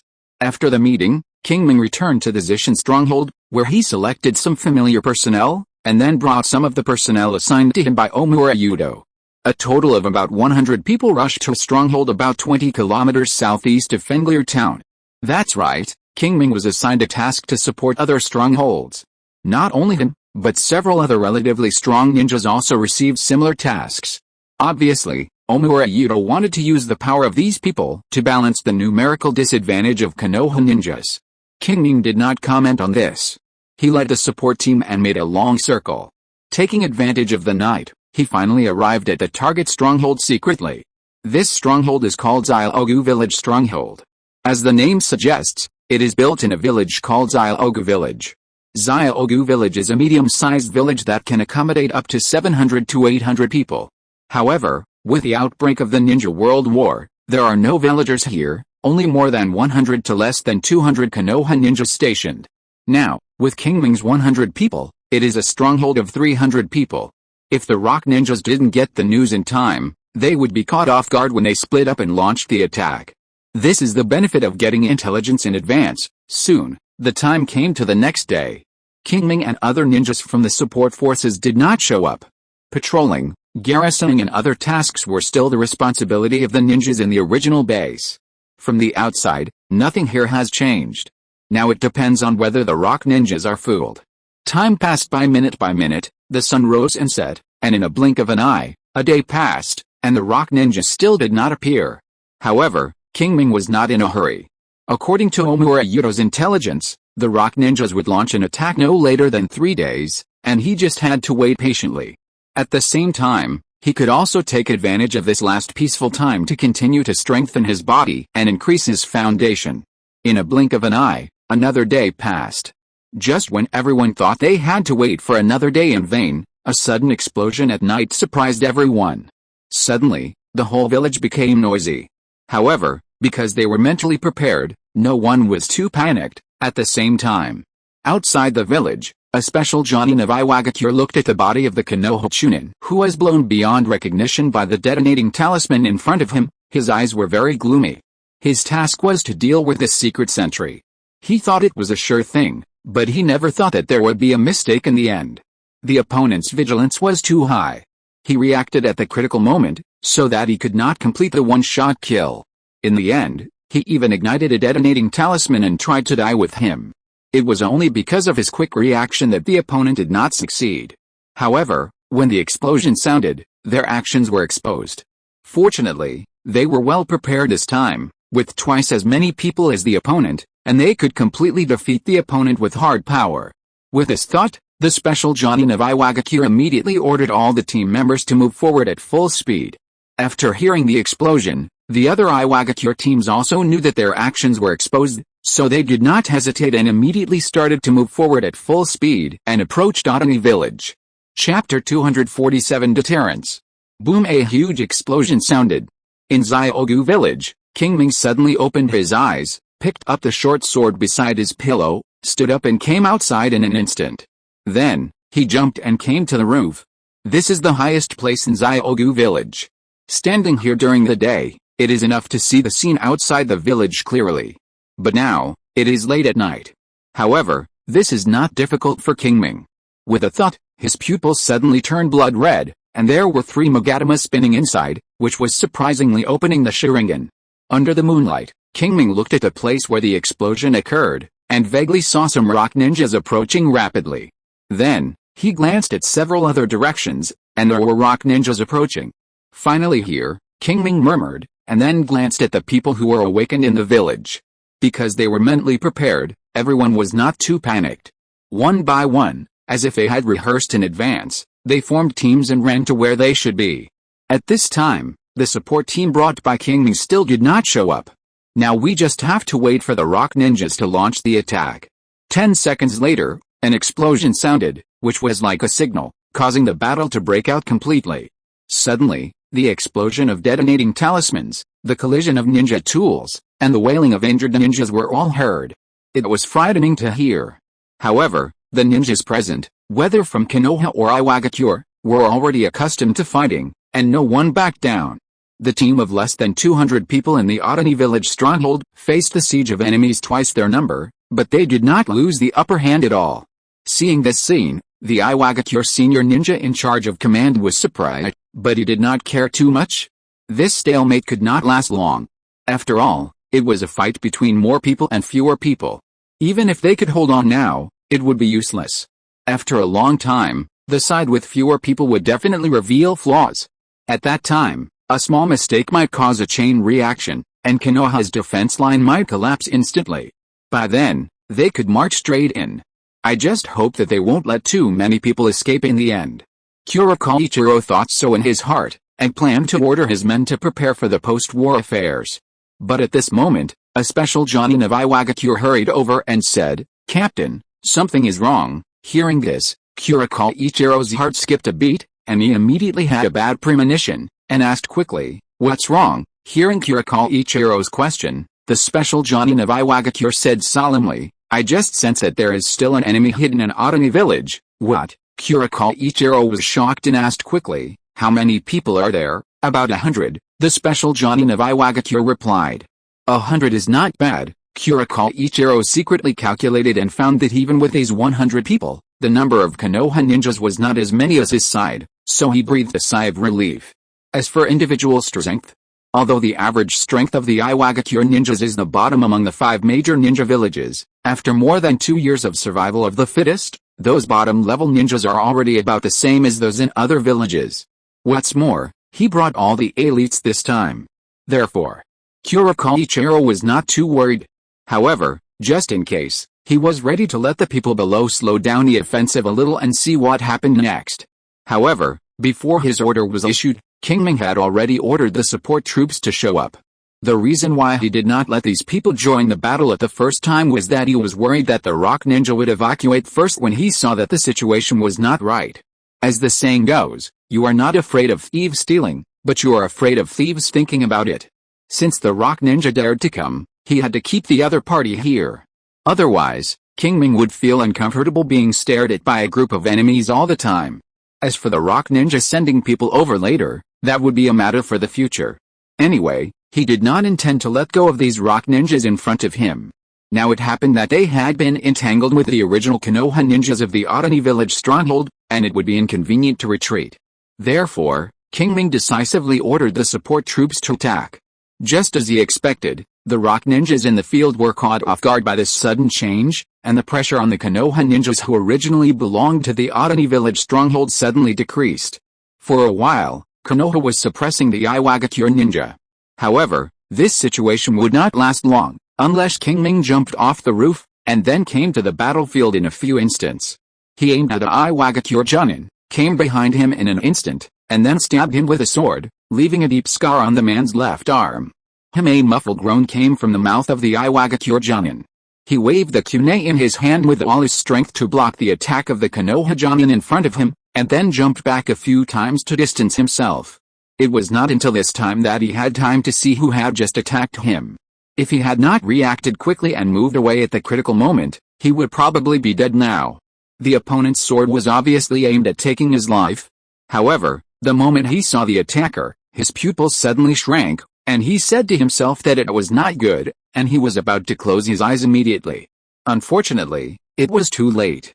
The moment the two looked at each other, Qingming raised his hand and cast the Genjutsu, Sharingan, instantly pulling the other party's consciousness into the illusion.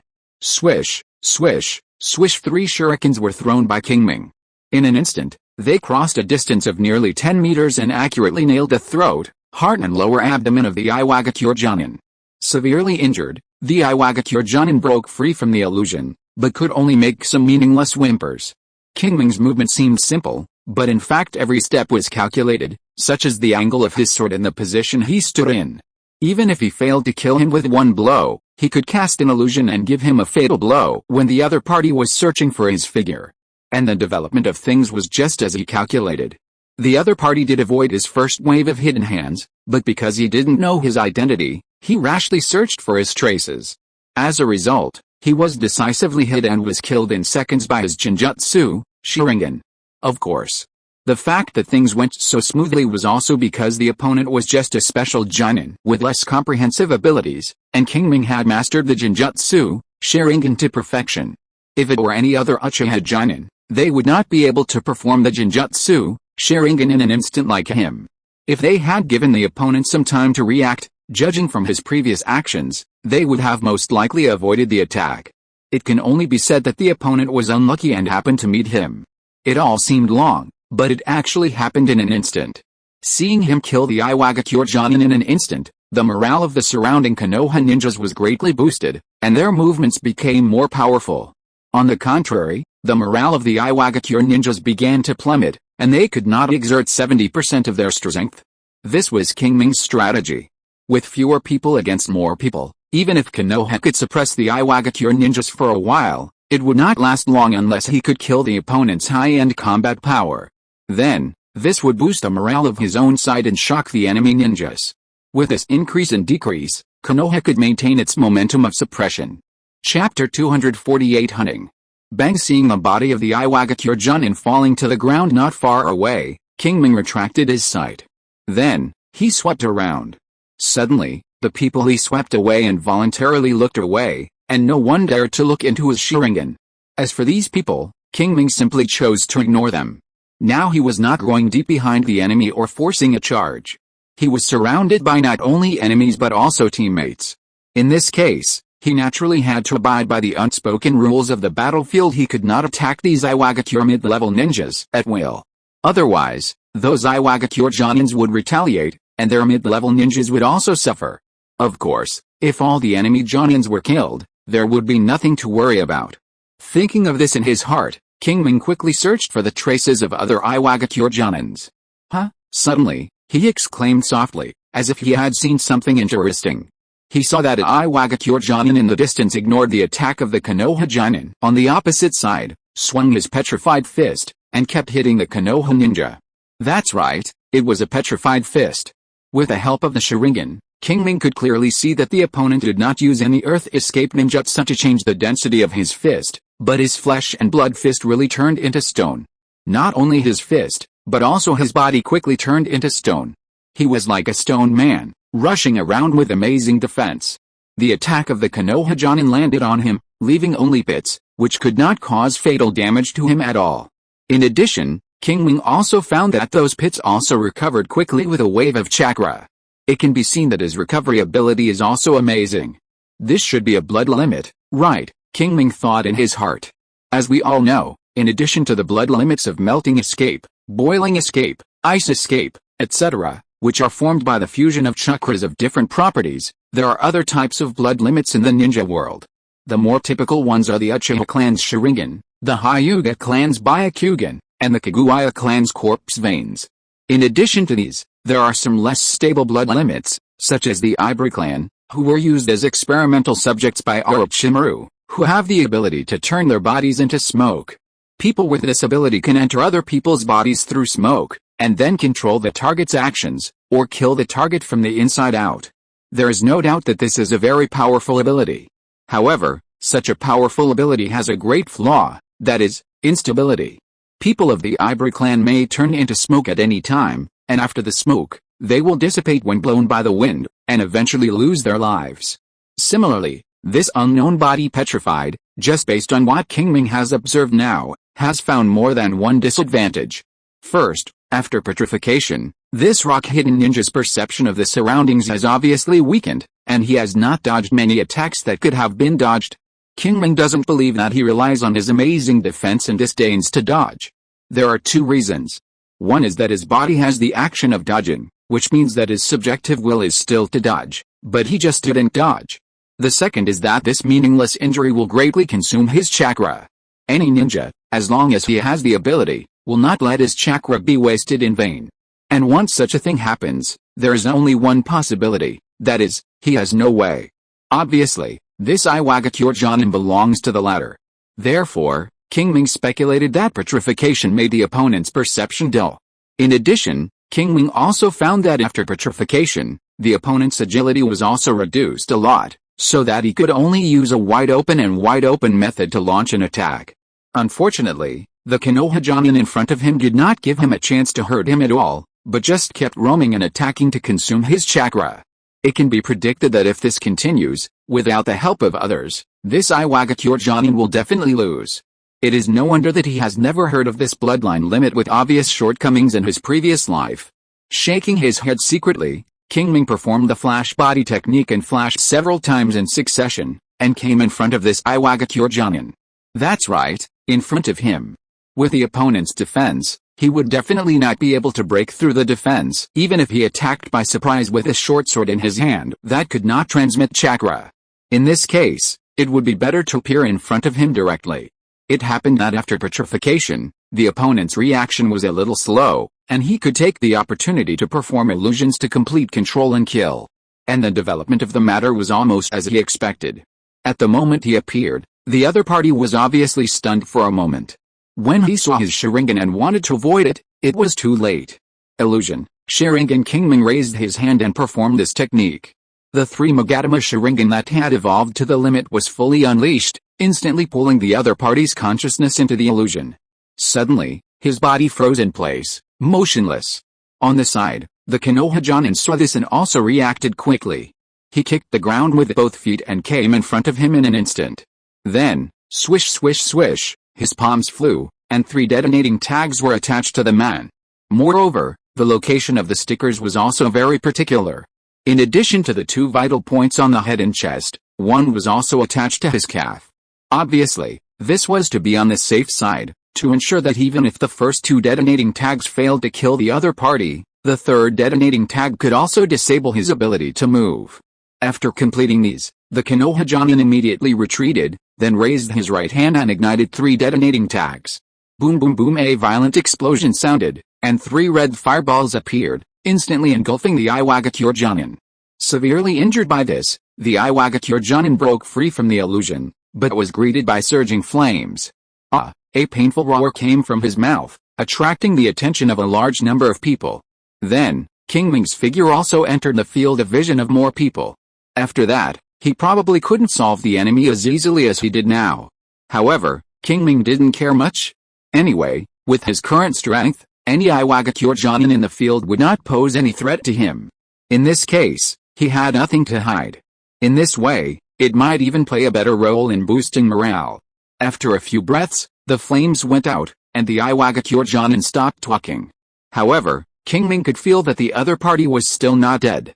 Being hit by 3 explosive tags at close range without dying made Qingming think highly of this man's bloodline limit. However, it was only a high opinion.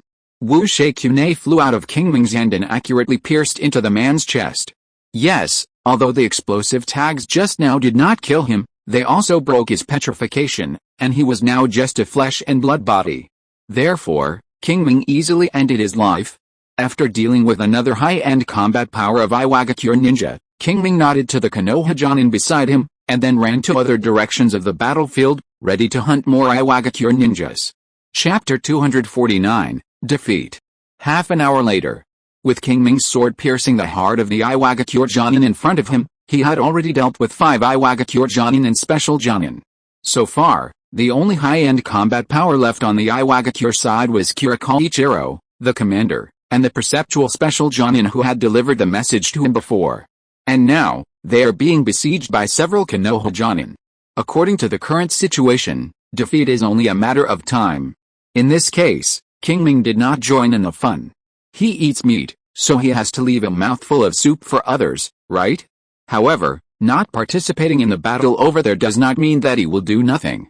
Although the ninjas on the Konoha side were inspired by his successive killings of the enemy Jonin, their morale was greatly increased, but in the final analysis, they still did not have an advantage in numbers. Therefore, although they have been suppressing the Iwagakure Jonin, they have not achieved a decisive victory. In fact, because of the excessive force, some people gradually showed signs of exhaustion. If this breath is released, the situation may be reversed. Qingming would not allow such a thing to happen, so he planned to deal with those thorns among the junior ninjas in Iwagakure. As for the unspoken rules of the battlefield, sorry, the Iwagakure ninjas no longer have the ability to launch equal revenge. In this way, Qingming does not have to follow any unspoken rules of the battlefield. With this thought, Qingming jumped up and came to the top of a nearby building. He opened his Sharingan and scanned the surroundings, and suddenly the scenes of various places on the battlefield fell into his eyes. There were Iwagakure ninjas who were unable to react in time and had their throats cut by the opponent's Konoha ninjas. There were also Konoha ninjas who were defeated by the Iwagakure ninjas and were killed on the spot. There were also some ninjas who were fighting and were suddenly hit by kunai or shuriken sneak attacks from the dark, and then killed by the opponents in front of them. In short, every moment, people were injured or killed here. The battlefield surrounding Otani village was like a meat grinder, harvesting fresh lives one by one. And this was just a remote small battlefield. At this moment, there were no telling how many battlefields like this in the ninja world, and how many people died here. Qingming raised his head and looked into the distance. His eyes seemed to penetrate the mountains and rivers, ignoring the obstruction of the night, and saw the battles in various parts of the ninja world. Among them were ninjas from the 5 major ninja villages, ninjas from small ninja villages who were trying to survive in the cracks, and bounty ninjas and wandering ninjas who were running for profit. In short, everyone was participating in this war in different ways, either passively or actively, and no one could escape. After a long time, Qingming sighed and retracted his gaze. Without transcendence, I am just an ant after all. Under the general trend, I can only go with the flow. With a sigh, Qingming put his mood in order, and his eyes suddenly became sharp. He didn't want to waste any more time. It's time to end this meaningless battle. Thinking so in his heart, Qingming swept his eyes and instantly locked onto several more prominent Iwagakure Chunin. Then, he flashed, and after a few instants, he came behind one of them. Whoosh! The short sword in his hand stabbed straight out. A sense of crisis came over him. Chiba Kohei, who was suppressing 2 Konoha Chunins, suddenly changed his face. Then he moved sideways and narrowly avoided the vital point of his back. Puff! The short sword pierced into Chiba Kohei's back and pierced his alveoli. A feeling of suffocation came over him. Chiba Kohei endured the pain and pulled his body away from the short sword. Then he quickly formed a seal and performed the instant body technique. However, before he could run 2 steps, a short sword stabbed at him again, just blocking his forward steps. At the critical moment, Chiba Kohei braked suddenly, stopped his steps, and narrowly avoided the sword. However, this was just the beginning. Qingming saw that the first sword missed, and immediately stabbed the second sword, the third sword. Swish! Chiba Kohei felt that he was wrapped in the shadow of death, and was under the threat of death every minute and every second. He could not see the angle and direction of Qingming's sword, so he could only rely on instincts to dodge. After more than a dozen sword strikes, he was still alive. This was his talent, a strong fighting instinct that he had since he became a ninja. It was with this talent that his actual combat ability far exceeded that of ordinary people. It was also because of this that he was able to suppress 2 Konoha Chunins by himself before. At the same time, it was also because of this that he was able to avoid Qingming's dozens of swords in succession. However, that was the end of it. Qingming was just curious and tested the opponent. Now, Qingming's expression became serious, and his movements suddenly accelerated. Suddenly, Chiba Kohai couldn't keep up. Qingming didn't need to use any other moves at all. Just a light sword pierced through his back and took his life. After all, a chunin is a chunin, and the upper limit is there. Perhaps when he is promoted to a jonin, he may be able to use this talent to restrain his vision-blocking tactics. Now, he is still too young. Unfortunately, he doesn't have this opportunity. Squeak Qingming drew out his short sword and let Chiba Kohai's body fall to the ground. At this time, 2 Konoha chunins came over and said, "Thank you, Captain, for your help." Although Qingming was a head shorter than them, the two of them were quite respectful. There was even a hint of awe. It was not because Qingming killed Chiba Kohai and rescued them, which made them feel awe. It was because Qingming had previously killed 5 Iwagakure Jonin in a row, showing his super strength. It was this strength that made them feel awe. Hearing someone talking, Qingming turned around and looked at the 2 people. He found that both of them were assigned to him by Omura Yuto, so he nodded and said, "Go help the others." "Yes, Captain," the 2 responded and joined the other battle groups, while Qingming himself ran to another thorny Iwagakure ninja. This Iwagakure chunin was smarter. He had been paying attention to him when Qingming attacked Chiba Kohai.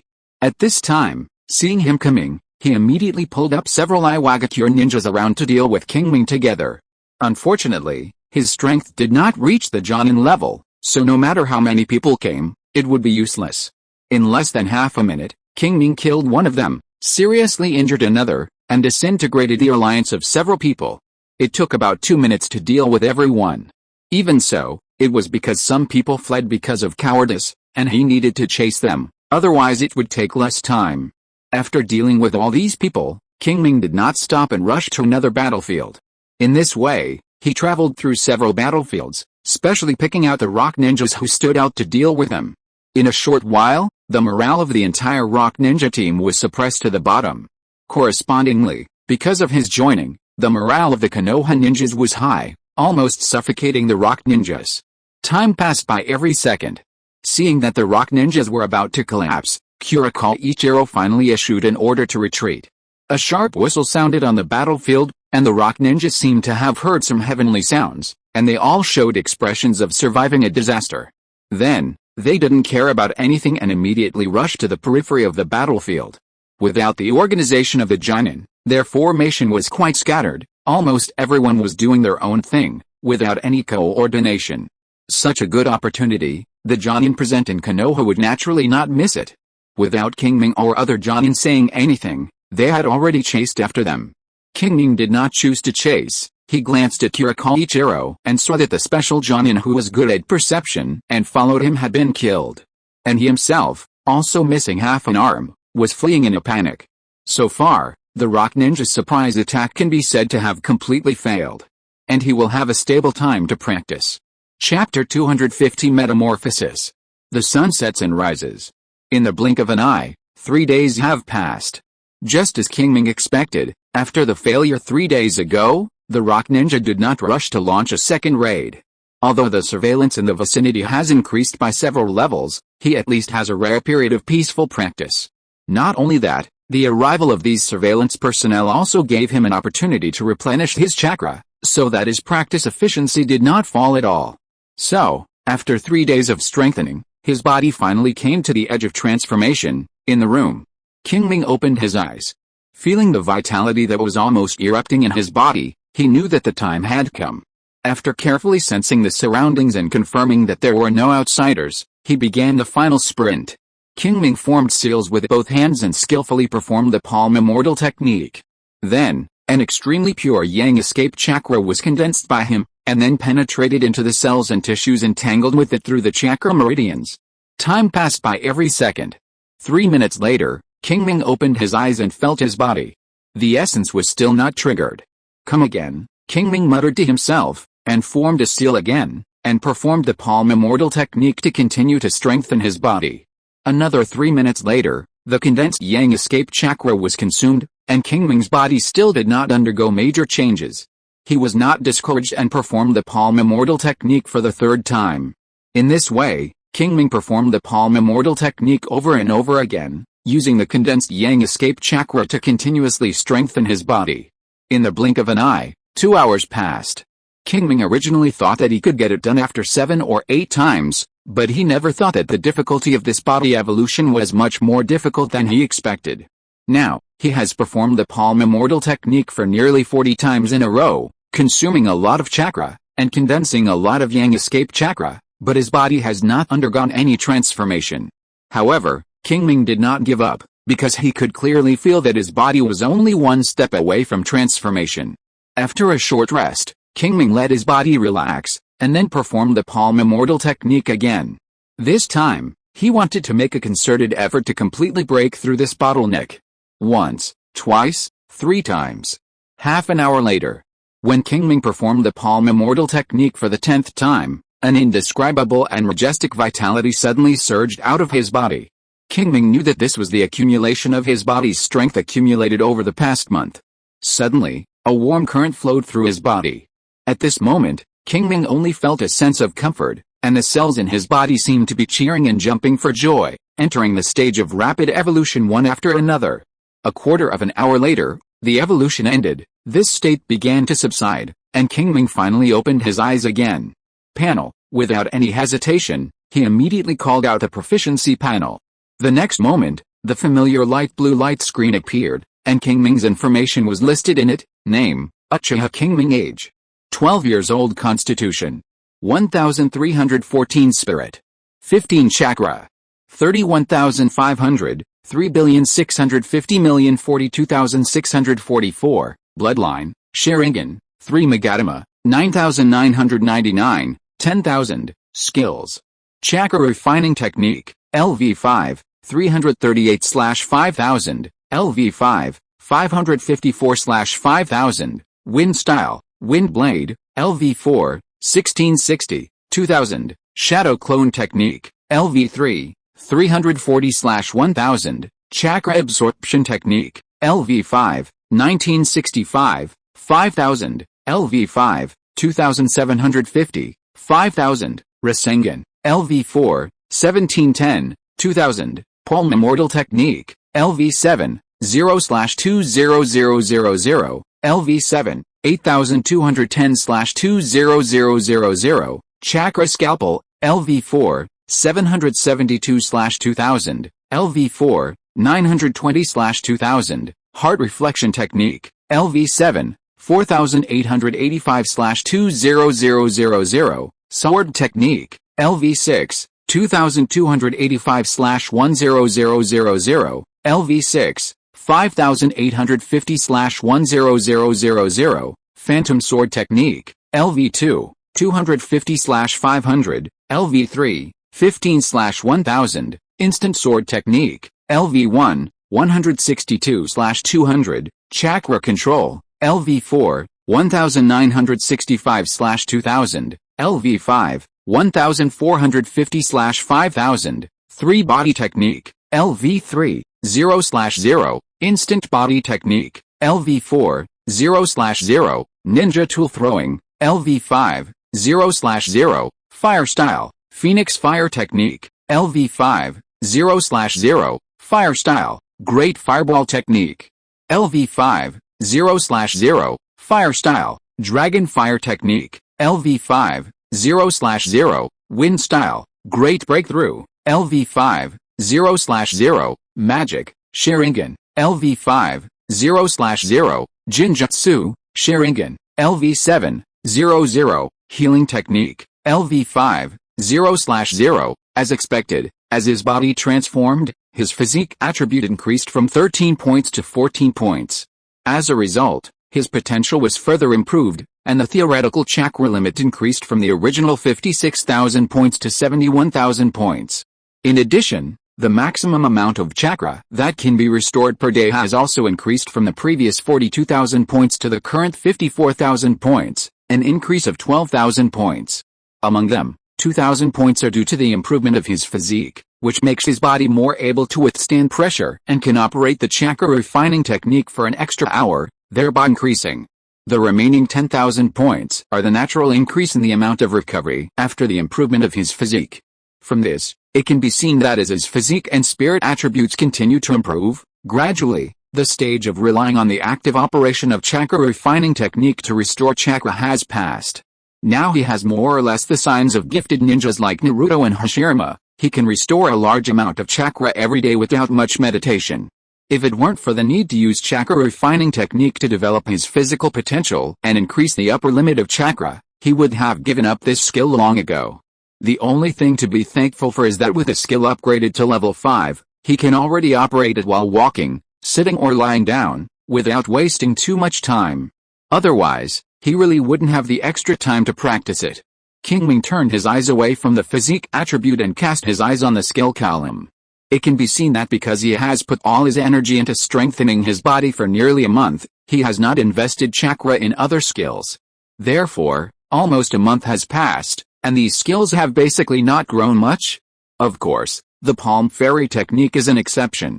Because of the need to strengthen the body, he has spent more than 8,000 points of proficiency in less than a month. Now, he is only less than 60% away from LV8. Thanks to this, his chakra control has also increased a lot of proficiency, and the level has directly increased from LV4, 1965, 2000, to LV5, 1450, 5000, and the chakra saved has also increased from less than 25% to 26.5%. This means that when practicing various skills in the future, you can gain more proficiency by spending the same amount of chakra. In addition, there is swordsmanship. Because he often participated in battles in the past month, his proficiency in swordsmanship has also increased a lot. At present, his proficiency has reached LV6, 5850/10000, and he is only more than 4,000 points away from being promoted to LV7. Qingming estimated that LV7 is the limit of this swordsmanship he has integrated. After taking a rough look at the improvement of these skills, Qingming once again focused on the basic attributes. Now, his physique has increased to 14 points, and the spirit attribute is 15 points, with only a slight difference between the two. Qingming felt his body and spirit and confirmed that he had basically reached the expected conditions. Then the next step was to open the main Gekyo Sharingan. When he thought of this, Qingming couldn't help but get excited. It had been nearly a year and a half since he traveled through time, and he was finally going to reach this step. End of this chapter. Thank you very much for reaching the end. Don't forget to like. Looking for more exclusive content and immediate access? Subscribe to our Patreon. Remember, every like, subscription, or donation encourages us to continue. Thanks to everyone. See you in the next video.